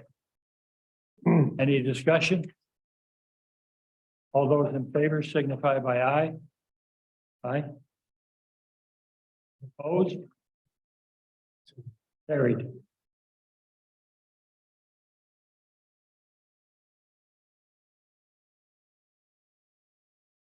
Ian Hansen. Pardon? And Herzog is first. Dan Herzog, excuse me. No problem. Thank you, Marty. I should have put the glasses on. That's okay. I have to take them off to read. So I'm happy to talk with you about some accomplishments and recent happenings in academic affairs. And I have this information from each of the deans. So from the School of Arts and Sciences, some of you may have known we had a really successful musical the last few nights at the Strand Theater. Those of us who went 9 to 5, what was particularly interesting was to note how many members of the community were there. It was definitely not limited to a college event. Oh, And when I went Friday night, it was really standing room only, I think. So I love the fact, I mean, they use the Strand Theater because we're renovating some of the theater space in Myers, but it seems like going off campus brought more of the community in to benefit from this wonderful performance. it was Did you go? fully seated Yeah, on Sunday. yeah, it's wonderful. Parking. Pardon me? Parking has a lot to do with it. Parking. Parking here, Our trying to find where to park, and they gotta walk. And And you may have noticed, I thought it was wonderful planning that there were vans there to transport students to and from campus who wanted to attend. So that was really exciting. Mhm. Also, somewhat recently, maybe a couple weeks ago, there was a Plattsburgh Film Forum that was at the Strand, and it was in honor of our late faculty member Isabel Arredondo. And there were over 200 people who showed up for that as well. So that was Michael Devine, our faculty member from the English department and an expert in film, provided the leadership for that. Our new dean in arts and sciences, Meg Pearson, Dr. Meg Pearson, is super excited with her faculty about the eclipse in 2024. And she has a steering committee, they're calling it Eclipseburg. And they're coming up with all kinds of ideas to involve the campus, like interdisciplinary talks, demonstrations, connections with local schools and businesses, connections with schools I already mentioned, and especially our Center for Earth and Environmental Science. And they have a variety of activities that they're already very much engaged in the planning. So we're excited about that. Moving on to the School of Business and Economics. I think on a very positive front, when we talk about the reductions in enrollment over the last 10 years, from fall 2012 to fall 2022, this school had a 2% increase in enrollment. So they're the only academic area that had a positive increase across that time, and very much has kept the rest of us, I think, in a stronger shape actually than we would have been if they have not been such a popular school. And a part of that is that they are AACSB accredited. There's only 5.5% of business schools worldwide that are accredited by AACSB, in this beautiful building as well. From spring 2022 to this fall, they had an 8.5% increase in enrollment. And in particular, their programs, the online accounting program, which is a completion program, online business administration, entrepreneurship, global supply chain management, and economics, all popular choices. Just so you know, in terms of accounting, which has been a huge program for us, there are currently over 400 majors, 335 who are online and 72 who are traditional. And that's interesting because with the COVID is really what pushed most institutions, including SUNY Plattsburgh, much more into the online market. And when you see that kind of difference in number, 335 online and 72 traditional, you see the promise for us, even though we're late to the market in many ways, but that we can be highly competitive. That program, the online accounting program, over the past 5 years has had a 531% increase in enrollment. At some point, the market will become more saturated, and those numbers won't continue at that pace. And we have to make sure that we've got other new programs that we're rolling out. That program was recently ranked number 3rd in the nation. And it is ahead of such schools as Penn State, Temple University, and the University of Alabama. You may have heard we had a really successful North Country Cybersecurity Conference. Most recently, when we had the alumni weekend, there were 72 students and 107 professional participants at that gathering, all from the field. So it's a tremendous networking event for our students. We also recently had a School of Business and Economics internship and career fair. There were 45 firms who came to campus with 100 industry representatives, and 150 of our students participated. Now, when the president mentioned recently the one-time funding from SUNY that we had the opportunity to apply for, that information I gathered from each of the deans who worked with their chairs in the academic programs to see what we could apply for. In particular, we were successfully funded for $25,000 funding upgrades for the Center for Cybersecurity and Technology, which is right down the hallway. Some of that equipment, the computer equipment, was getting old, and it would have been a challenge for us again in a time of such cutting to simply replace it, but we got that money. And then secondly, there is a data analytics suite in this building, and we received $8,000 in funding for upgrades to the computer technology and computer power. To process big data like that, which is required for data analytics, you need more powerful computers, not the typical computers you might find in a student lab. We also had recently a $10,000 donation for emergency aid to SBE students who have particular financial need coming up. I know some new programs that are under development that this school is working on. They're working on a combination online hybrid global supply chain management major. Global supply chain management has never really taken off here in the years that it's existed. I think in part because your traditional 18-year-old doesn't necessarily know what that is. But with COVID, and we all heard information about shortages and computer chips and this, that, and the other thing, I think there's more knowledge about it. And we're working in terms of our marketing materials to try to translate that in a way that prospective students will know what a valuable path that is. We're also working on an online hybrid master's MS degree in data analytics. That is a booming field that is valuable no matter what your corner of employment is, because everybody's talking about data-informed decisions. A BS in cybersecurity management. We have the cybersecurity, but not cybersecurity management. And there's a lot of interest in forensic accounting, which the school is talking about. Recently, there was a successful visit to Boston with 23 student participants and 5 faculty administrators. That's an alumni networking event that I know Ann Hansen was centrally involved in with her staff. And they're planning a similar visit to New York City for the spring semester. From SUNY Queensbury, our regional campus, you may have heard about the digital age of vulnerability, better social media, and mental health, which was a fully online conference that was on October 21st. It was free to all our students. Dr. Anna Lemke was an amazing speaker. She was the keynote speaker from Stanford University, and she's somebody who specializes in dual diagnosis for individuals, and in particular, addiction related to social media and depression or addiction and other bipolar diagnoses. And we were able to get a recording of that talk and shared it out with everyone on campus if they weren't able to attend. We are rolling out our newest program at SUNY Plattsburgh at Queensbury in fall 23, and that is a computer security program. Took a while, but that went all the way up through the faculty, through SUNY System Review, and through the State Department of Education. From Education, Health, and Human Services, another area that's really helped the colleges. We have had some significant increases in enrollment from this school in the MST program. It's the master's level program.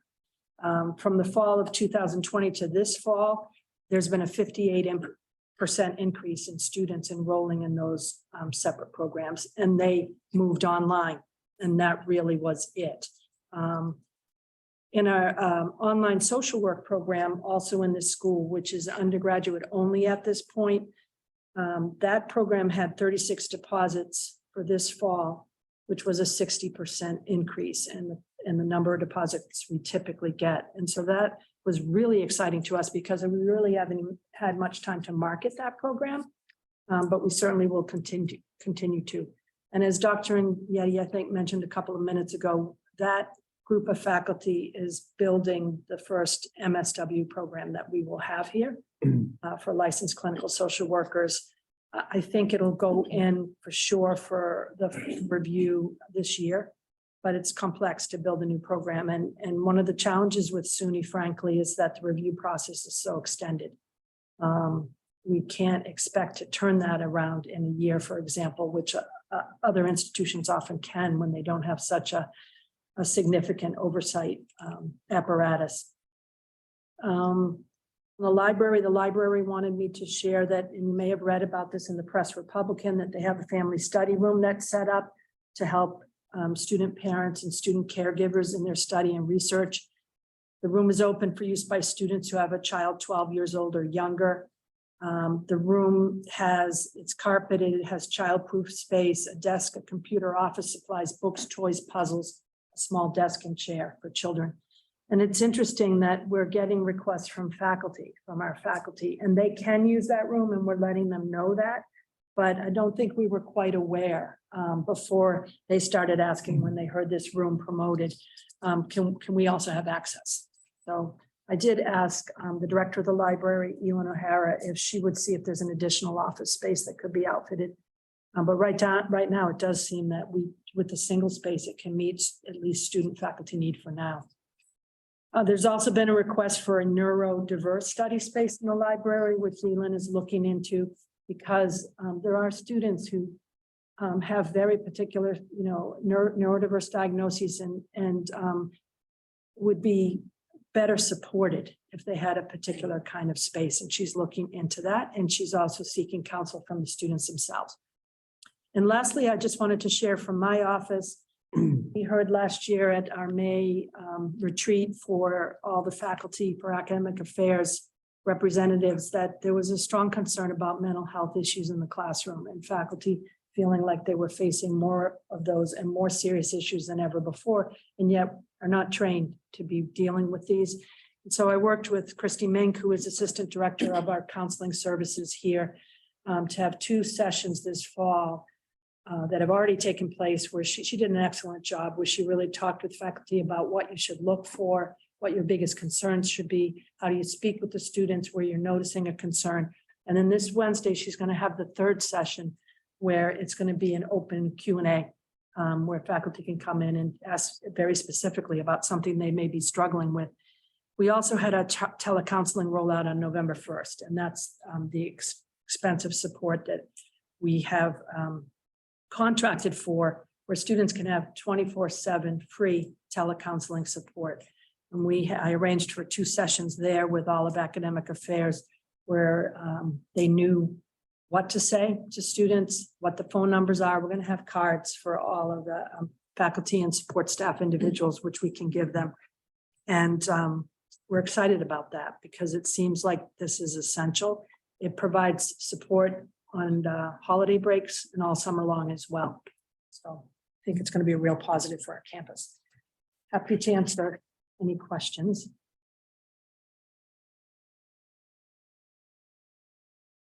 Very much. Thank you, Marty. Allison. Heard? Yes, that's me. Thank you. So I'm new to this group. Thank you for having me. I have just a few things that I can comment on. One is actually an initiative that started with Dr. Richard Miller when he was here in concert with Faculty Senate, and that was to roll out equity diversity modules for our faculty, staff, and administrators on campus. And so really excited that in October, the 2nd week, we actually rolled out 3 modules.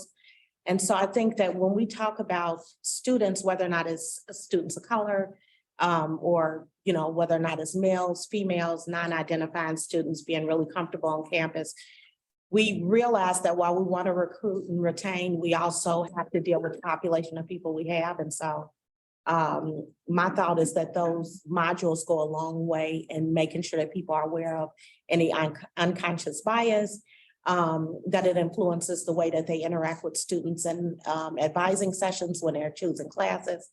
It influences the way that we interact with people when we're serving them in terms of departments.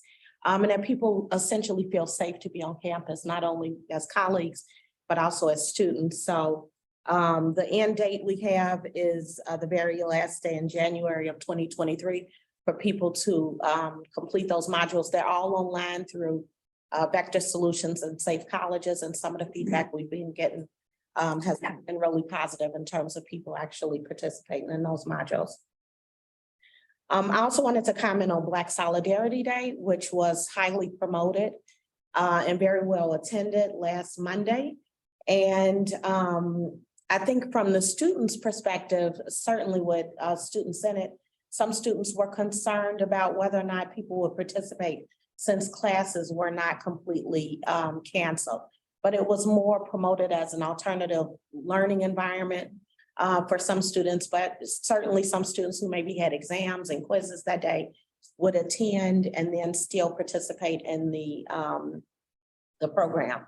I think what was really exciting for myself and maybe for some other people here is that it was really a true partnership between, I think, administration, faculty senates, student senate association, and students and employees actually attended in very large numbers. The other thing is that we had a very nice showing of community members. So we had at least 10 people from the local community who facilitated workshops, presentations.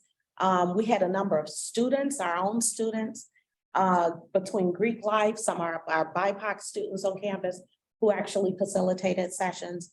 And then, you know, by far, the employees who facilitated sessions, some which were academic departments that sort of worked together to facilitate sessions and then encourage students to attend.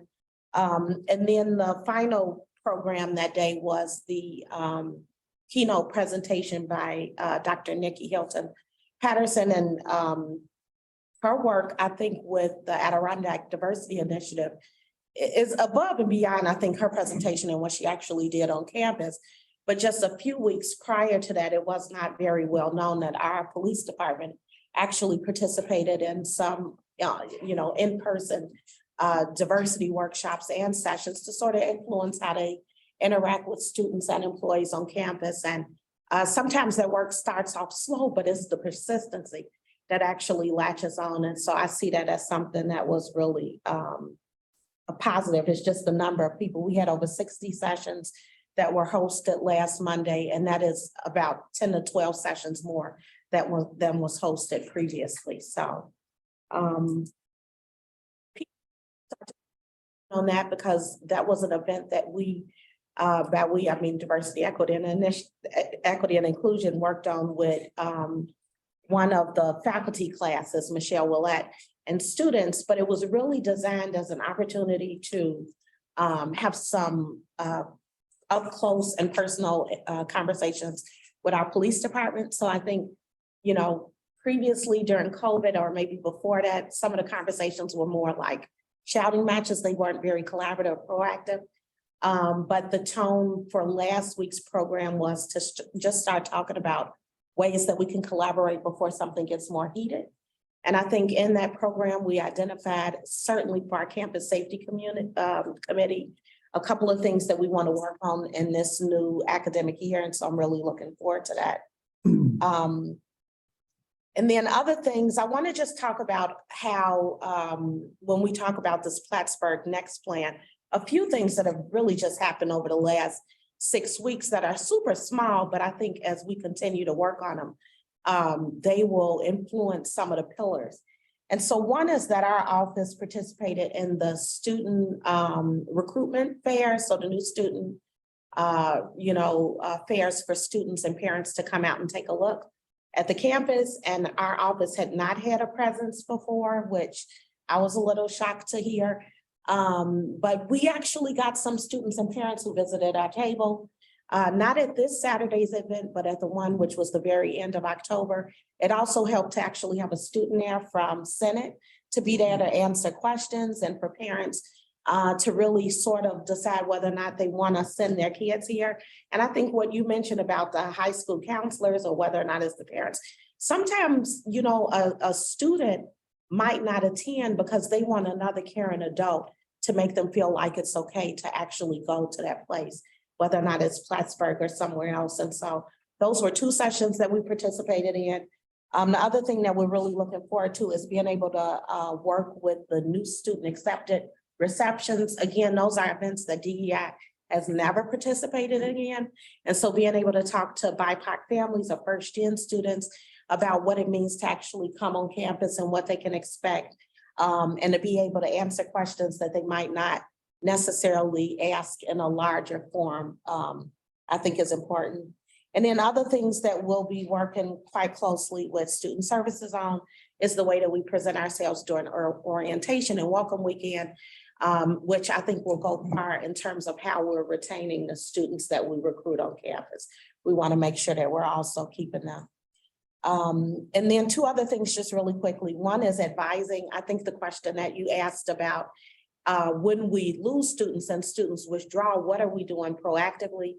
And so through our work with the Multicultural Success Coach, that really, like, our strategy for DEI is to work with those students who are sort of, I keep calling them the middle students. They're the students that don't have a lot of support. They're the students who could easily choose to go somewhere else. Maybe they not getting follow-up calls or people who they feel like they're not visible. But we have met with academic advising, and one of the things that we're working on, just on our simple withdrawal form, instead of simply asking students whether or not they'd like to meet with financial aid or have an appointment with them, that we're gonna add a category for DEI and some other offices as well, just so that we can get in front of students. If it's something dealing with money, if it's something that we can have a conversation about that, if it's students feeling like they're homesick, being able to work some of that out through maybe counseling and wellness services. So just really before I think advising what they explain to me is that they're so efficient that sometimes when they get a withdrawal, they process it right away. And we don't want to create a barrier for students, but we want to go a little bit slower to see if there's anything that we can do that could possibly influence their decision to stay. And then lastly, I would say, I think our students are doing some really phenomenal things on campus. That's one of the things that I realized, but they're doing a lot of it on their own. And so we're trying to create this sort of infrastructure where we could support them and we can support the student organization advisors as well. And so those are some of the things I would be looking forward to maybe talking a little bit more about at our next meeting. And then I can probably comment at that time a little bit more if you would like on some of the projects that I propose we work on. So, any questions for me? Sure. Marty, I just want to make a statement. I think as one of the leadership groups of the college, I think that this college council should be committed to DEI work as well. And we should participate in an anti-bias training or other types of work.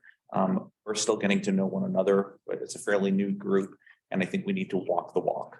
So I know we haven't had a retreat in a while, but just food for thought. So.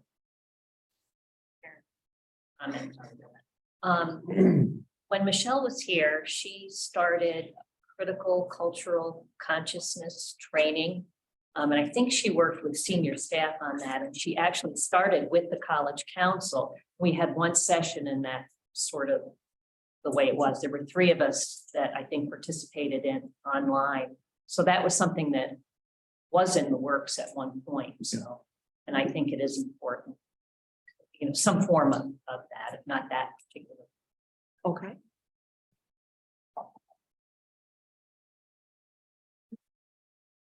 Thank you. Thank you. Lori Jackson. So in the interest of time, I will try to stay really focused on recruitment. So had lots of good conversation today about the sort of incoming flow of students. We had open house, our second one of the fall on Saturday. The rain hit us just perfectly, so we didn't get rained out. And over 300 families were there, tons of energy. It was a great day. As Todd referenced, SUNY has had a number of different initiatives related to enrollment that we have chosen to participate in. One is free application weeks. So to be more specific, this is the number as of this past Saturday. Last year, we had 1,387 applications. This year, we had 4,318 applications. I guess one thing a lot of us wondered, people just apply everywhere. SUNY's told us the average number of app students that was 2.5, so they are being somewhat selective with their times. Indicator for us, and now our admissions team is to turn those around as quickly as possible, get out ahead of other campuses with acceptance. So ordinarily we wouldn't be releasing accepts until mid-December. Our target is to do that starting November 30th, which is quite challenging given that we have 4 new first-year student advisors who are experienced in application processing.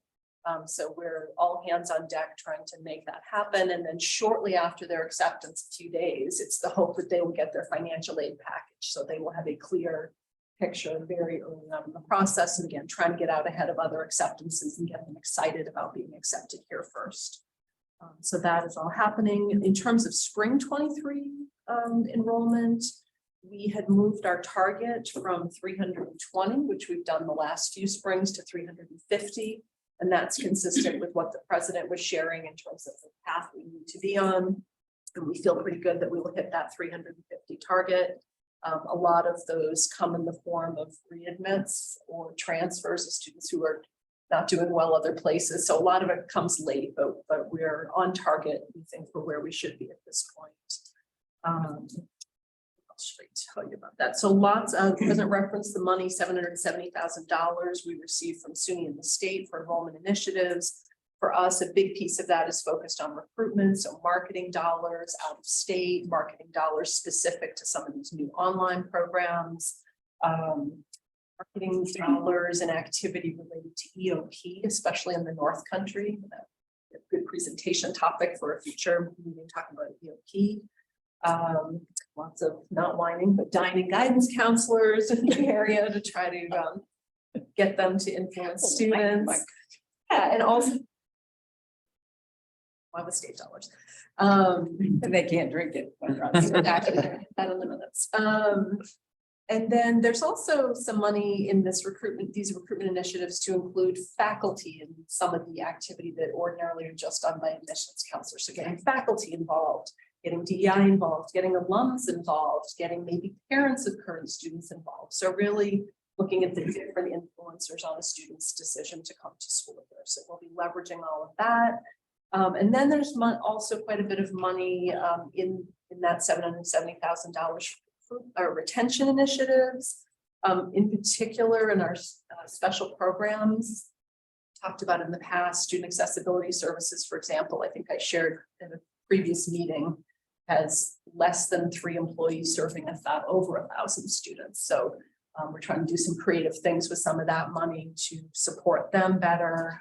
Cardinal Achievement Program, we have 2 counselors currently serving about 800 students. So we're trying to add another counselor with some of these investment funds. So trying to shore up our retention efforts for some specific populations, and then in some more general ways.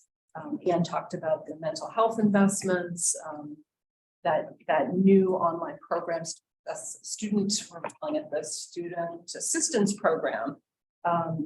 It's a great resource. It's 24/7. It's in a crisis.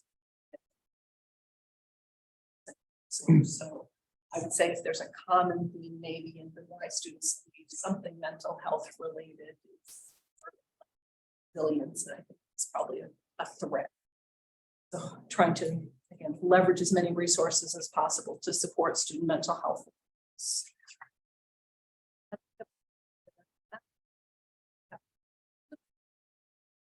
Sure. I have a question. So the first statistic you mentioned, could you just go over that again? It looked like went from 13 to what? 1387 last year and 1360 the year before. So that's usually a pretty consistent number. This year is 4318. Okay, now that, 211%. yeah, okay.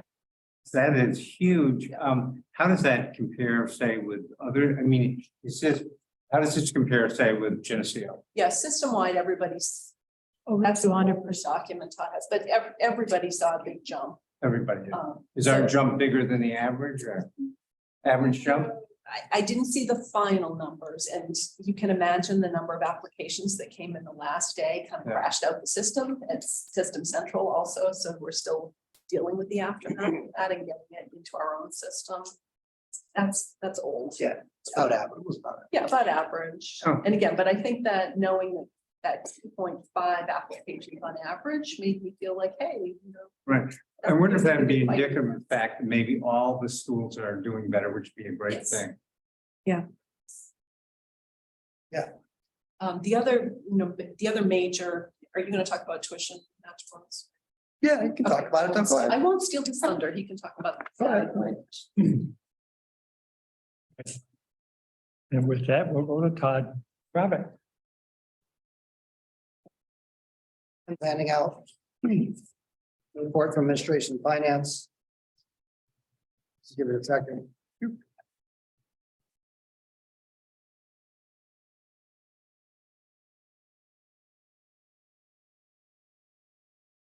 So normally do a budget update, but the president's report incorporated the budget update to it. So if you have questions about the budget, here to answer them.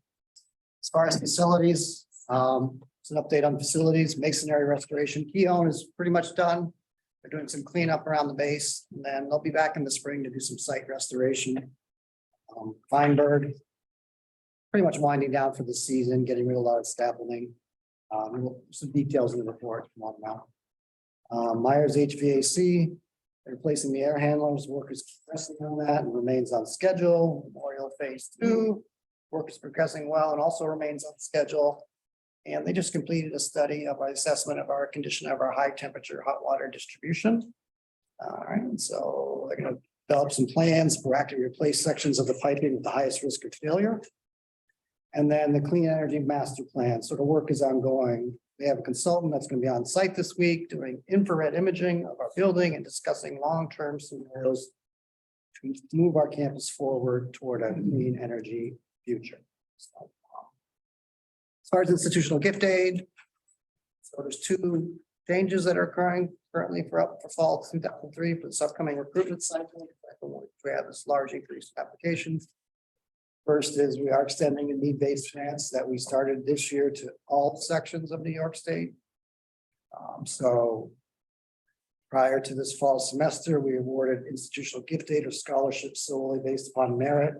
This fall semester in 3 regions in New York State, EOP, New York City, and North Country, we started to offer need-based grants in addition to merit. General policy or concept was, hey, if you're eligible for merit, you'll get merit. If you're not, you'll be considered for financial need if your EFC grant, if your EFC is below 15,000. So results from fall 22 are very positive. Yield rates in all those regions in which we offer need-based grants either increased or stayed the same. Yield rates in all the other regions went down dramatically. Correlation doesn't imply causation, but there was pretty strong correlation there. So we decided to extend, and they also helped diversify our population. There was a higher proportion of students got the need-based grants who were Black and Hispanic as opposed to the applicant pool. So that was good news too. So that's going to happen. So we're extending it to all regions of the state, which is good timing given the increase in our applicant pool. And then one of the SUNY initiatives that they're doing for fall 2003 is called the tuition match program. And so SUNY is marketing this outside the state of New York. I believe they started about a month or so ago. Because our financial aid office started getting calls from people in Massachusetts saying, hey, I just saw on this billboard, the SUNY Tuition Match Plus program. They started calling our office about it. So the basic concept of this program, the SUNY program, which is complex, is that if our out-of-state rate is higher than the in-state rate for 8 states, 8 flagship colleges, the college will cover the difference. Okay. So they picked 8 states, and we're higher than basically we would have to put a grant out for three of them, and our grant for Vermont would be $99, which sort of doesn't really capitalize on the situation. So we already have sort of an out-of-state welcome to New York grant. So instead of sort of just doing the SUNY tuition match program, we want to capitalize on the free marketing they're doing that. So we're going to do what's called a tuition match plus program. We're going to call it the welcome to New York grant, but basically we're going to go beyond what SUNY's doing. So we're just going to offer a constant grant. So if we currently offer a housing grant to all out-of-state students, $7,500, we're going to increase that to $9,500. 9,000, thank you. Increase that to 9,000, and we're going to offer a grant, a $2,500 grant to all out-of-state students. And that is set based upon the maximum grant we would provide under the SUNY program. So we're basically saying we're going to apply the maximum grant of the SUNY program to all the states. So basically we did some math and we figured out we had about 44 new students this fall from out of state, I think 18 from Vermont. And the math is basically if we recruit 8 more students, this program will break even in terms of net tuition revenue. So we would anticipate getting at least 4 from Vermont. And then admissions is going to start actively recruiting in Vermont, so than they have in the past. So we're confident we can recruit at least 8 more students, out-of-state students, and increase our net revenue for them. To capitalize on the market. I took a look at out-of-state applications for the fall semester 23, and they're up as well too. I don't have them in front of me, but I think they're out-of-state applications are also up for next semester as well.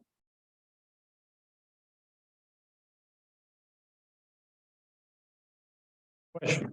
I just have one to know, and maybe you can't tell from the numbers. What attracts students to Plattsburgh as opposed to other schools? Why would students say turn down, I don't know, Geneseo or Brockport to come to Plattsburgh? Well, I don't have the latest survey data, category. I mean, the top three are usually academic program. Usually finances are in top 3 to 5. I don't know if it's a location too. Yeah, location. Yeah, and that's location. the Value proposition. Right. Program, location, finances. Finances. So the, 3 that have historically been. Okay. Todd, thank you. Ian Hanson. Thank you, Marty. Good afternoon, everyone. So I did pass out a report, just a one pager with a couple information points at each place seating. So I won't go over that in detail because I'll read it at your leisure. I just wanted to make note of homecoming, which happened between now and the last meeting. And really thank college council members and campus leadership for showing up for the Phoebe Sturm dedication ceremony in particular. That was a very special event, as well as the scholarship luncheon. I think that one's right up there in one of my top 10 for best ever experiences. For those of you that weren't there or weren't able to be there, we highlighted the Wilson Scholarship, the Carpentier Scholarship, the Upward Bound Scholarship, the SCOPS, and Tyler Relaford's. They all focus in on marginalized students. The Will Scholarship up. About that I'll share in just a second. In regards to the IA events that's on the list here, just want to draw attention to the fact that President and Mrs. Yeti are on the road. They were at all of these events and will be at the upcoming events. Peter Gurney has been very generous in sponsoring a lot of the activity that we're able to offer our alumni, which means we have more money to direct to students whenever we can do that. It's a great thing. We're looking forward to introducing Allison Hurd over in Vermont in December. So that will take place at that Vermont on December 14th event in Essex. As far as development goes, I did mention some of these campaigns, I think, at the September meeting, so I won't go into a lot of detail here, other than to share what I think is pretty amazing news. One of the individuals from the foundation board was not able to attend the scholarship luncheon that we had during homecoming. I sent the student to that individual, and he contacted me shortly afterwards and said, I got to do something more than I'm doing right now. I need to give more to help students like Jerry Jean-Baptiste. So I actually connected that individual with Jerry and also with Cassie Joseph, who's our director of EOP. And we all thought that the gift was going to go in the direction of a gift to the Kyla Relaford Scholarship, which was what supported Jerry. But lo and behold, we learned that this individual actually wants to set up a new scholarship called the Jerry Jean-Baptiste Scholarship. So it's a pretty amazing thing to have a scholarship named for a current student who's about to graduate, who's an amazing individual. And I will share his remarks with you also. And if anyone here in the room wasn't at the meeting, I'll share Jerry's story with you because it really is an amazing journey.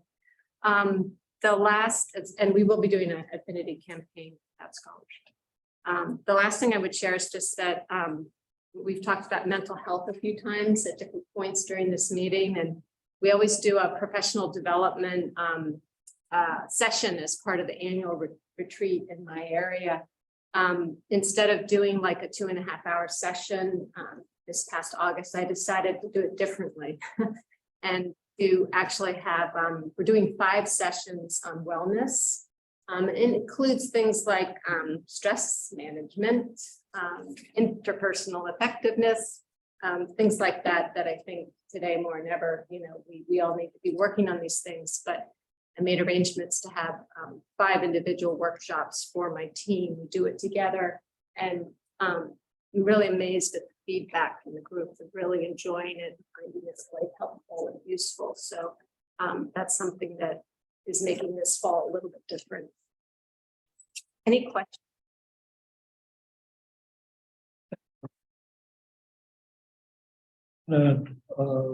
delay my remarks to a little later, just to let us move on. Student Association President. She's not. She's not here. Okay. All right. Campus Governors. Sandra Rezak. She had to leave for a meeting. Okay. All right. Ray Carmen. Thank you, Mr. Chairman. So keep this very quick. Last year, when I took over as Faculty Senate Chair, I identified 3 main areas of focus. So advancing and supporting efforts on diversity, equity, and inclusion at the college and in the Plattsburgh community, addressing faculty and staff morale, and advocating for balance and equitable workload.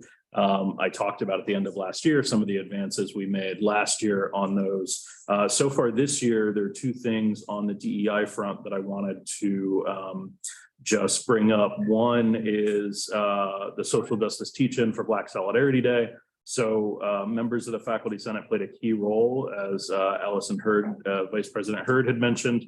And in particular, I'd like to recognize Michelle Bonatti, Bridget Hayna, Gary Kroll, and John McMahon, who in addition to Vice President Hurd made up the steering committee. The day was truly wonderful. It was a great success.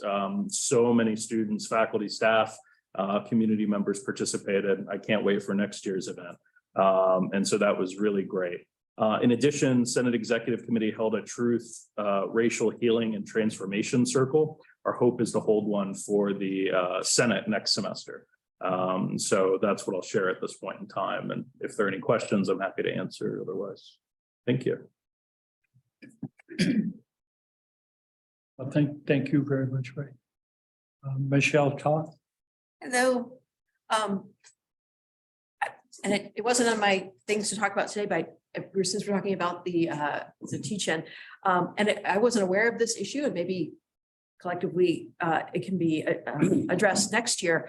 I did not realize that our other employees, CSEAs, people who are secretaries, clerks, et cetera, were not permitted to really take off time from work to attend any of these events. And as a campus event, I thought that was a little bit odd. I mean, a lot of people released their students to go to these so that we could also attend this and to really be inclusive of the entire campus. And I realized offices have to be staffed, phones have to be answered, daily campus activities have to happen, but maybe building in some flexibility from the administration so that truly everyone on campus could participate at some point, right? Maybe not for the whole day. I wasn't aware until someone pointed out to me today. And so I thought I would share that with this group. The other thing I just wanted to talk about was the press conference and the coverage. And first, I am thrilled that everyone got so vehement about the status of this campus and the funding needed to support it. That was the goal. You may not be aware, this is a UUP initiative.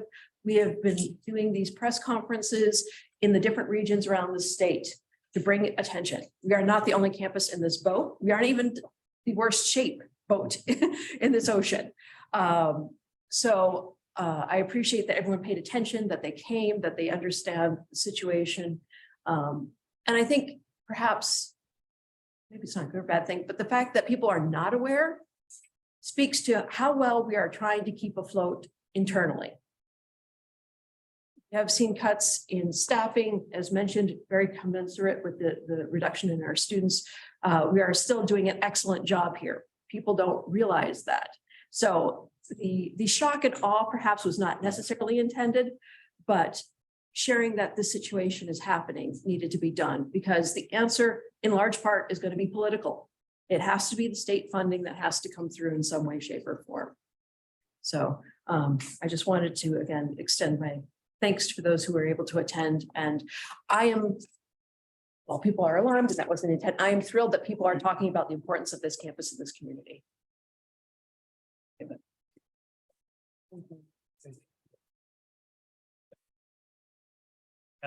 Yeah, so that's interesting. I appreciate that comment, Michelle, about some employees because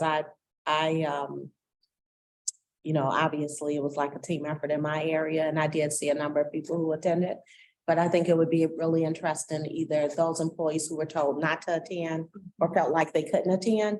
But one of the things that our steering committee has done is put out a survey from people, and I think we would certainly bring that information back to this council to look at it. And one of the questions I specifically asked to be on there, it was about whether or not there were barriers to attendance, both for employees and students. And I think that would be a key question for people to provide feedback on. And if it was a barrier and it's something that would be a systemic structure that we could do something about, I think it would be important for us to look at that. I just want to comment about advocacy for the TAP gap. So, TAP gap started in 2011, 2012. Basically, campuses are required to pay a portion of the high need grant called TAP for students, total about 16.7 million since 11-12. So, and that this year it stops. We don't have to pay that gap anymore. And I think my understanding was part of the reason was that was the advocacy based on UUP, right? Success. So, I mean, Quite honestly, it started on this campus even. It Right. wasn't even just the statewide, and on campus pointed it out. But as soon as we found out, we were, again, shock and awe. And the advocacy started. It took a number of years to get there. right, but I have to start somewhere. You know.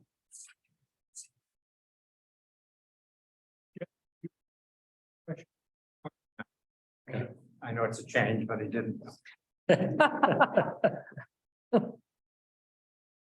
All right.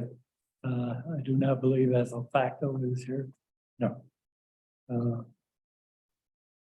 Next action item is consideration of nominations for distinguished service.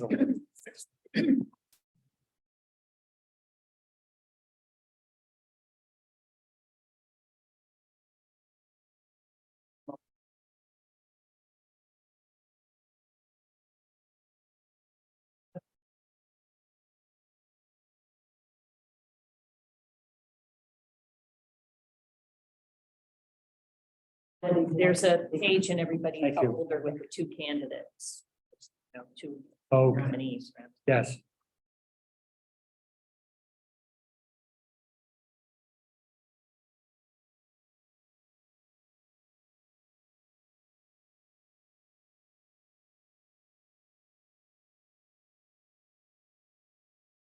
Everyone have this?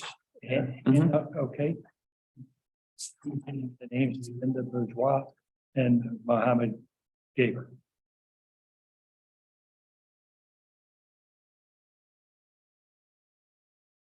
Chair would welcome I think Heidi. a request for action. Do we need to do them separately? I think we should. Okay, all right, I'll make the nomination that, or the recommend. What do I want to make? A motion? I'll make a Any of the motion above. that we award Linda Bourgeois with the Distinguished Service Award. And I second that. And we have a second. Any discussion? All those in favor signify by aye. Aye. Opposed? Carried. And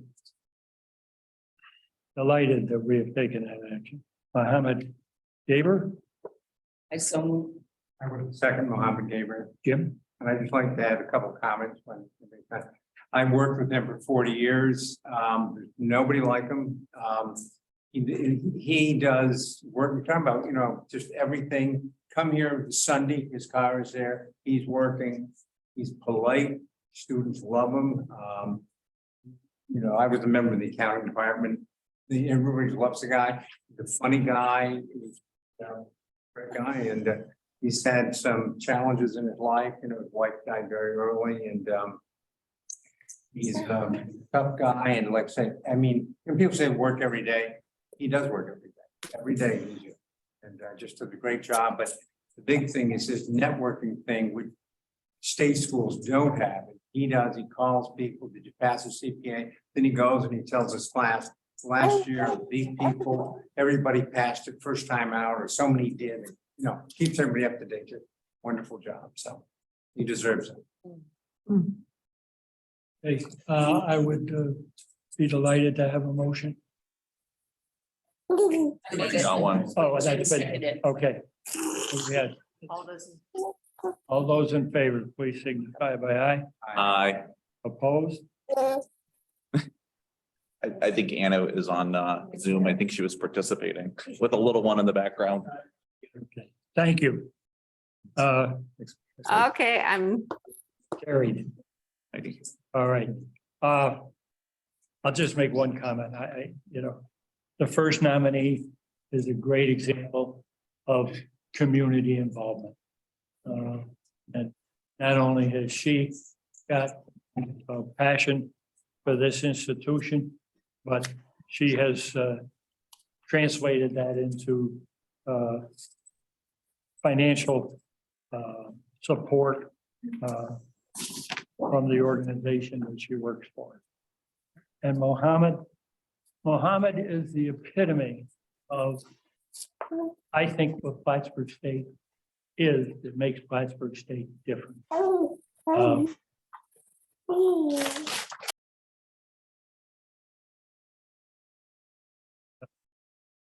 You're talking with somebody within the last week or so, and I made the comment that, my love affair with Plattsburgh was based on my experiences as a student here. I came to Plattsburgh with no expectation. I had been accepted at Ohio State, and my mother had a heart attack, and I couldn't go. Came with no expectation. And I met people like Bill Flint and George Angel, who they transformed my life. And I think that there are hundreds, if not thousands, of students that can tell you similar stories. I know that what Jim was talking about in regards to Mohammed and his relationship with students. He is a man who has transformed all kinds of students, lifted them to goals they did not even think they could achieve. And yet, he did it because he said, I'm there. So I'm just delighted with these nominations. Next item would be any old business to be brought before the board. Any new business to be brought before the board. Yes, Mike. Mr. Chairman, I'd like to seek a motion, or I'm making a motion to go into executive session under the provisions of section 105 of the Public Officers Law for the purposes to discuss the work history of an individual. I second that motion. Okay, we have a motion and we have a second. Any discussion? It will be brief. Yes. Okay, but I'm gonna keep going through the agenda. That's fine. So that we can clear the agenda, because there are people here who've got other responsibilities, and I want them to feel free to leave. Okay.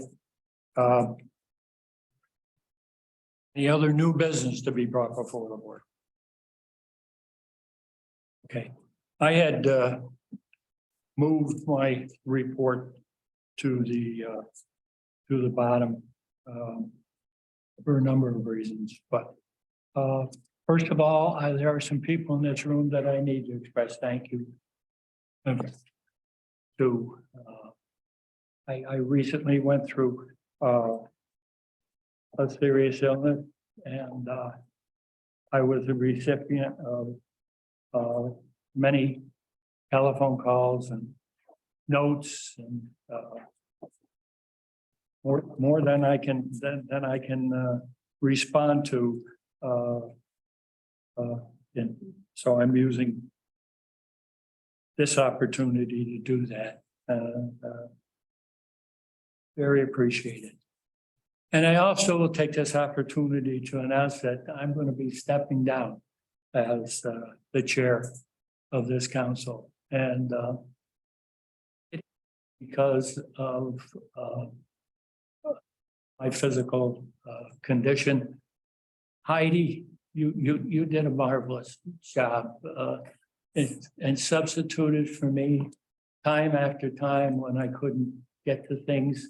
And I know that, you don't live, in Morrisonville. And, for you to do that, and you carry it off every time you do these great expertise. Happy to be able to do it. Wow. When Marty. I'm no Marty Mannix. Wow. I was happy to do it. You're pretty damn good, Heidi Kelly. All right. Okay. So now we will not adjourn, but break for executive session. Others who don't, you're free to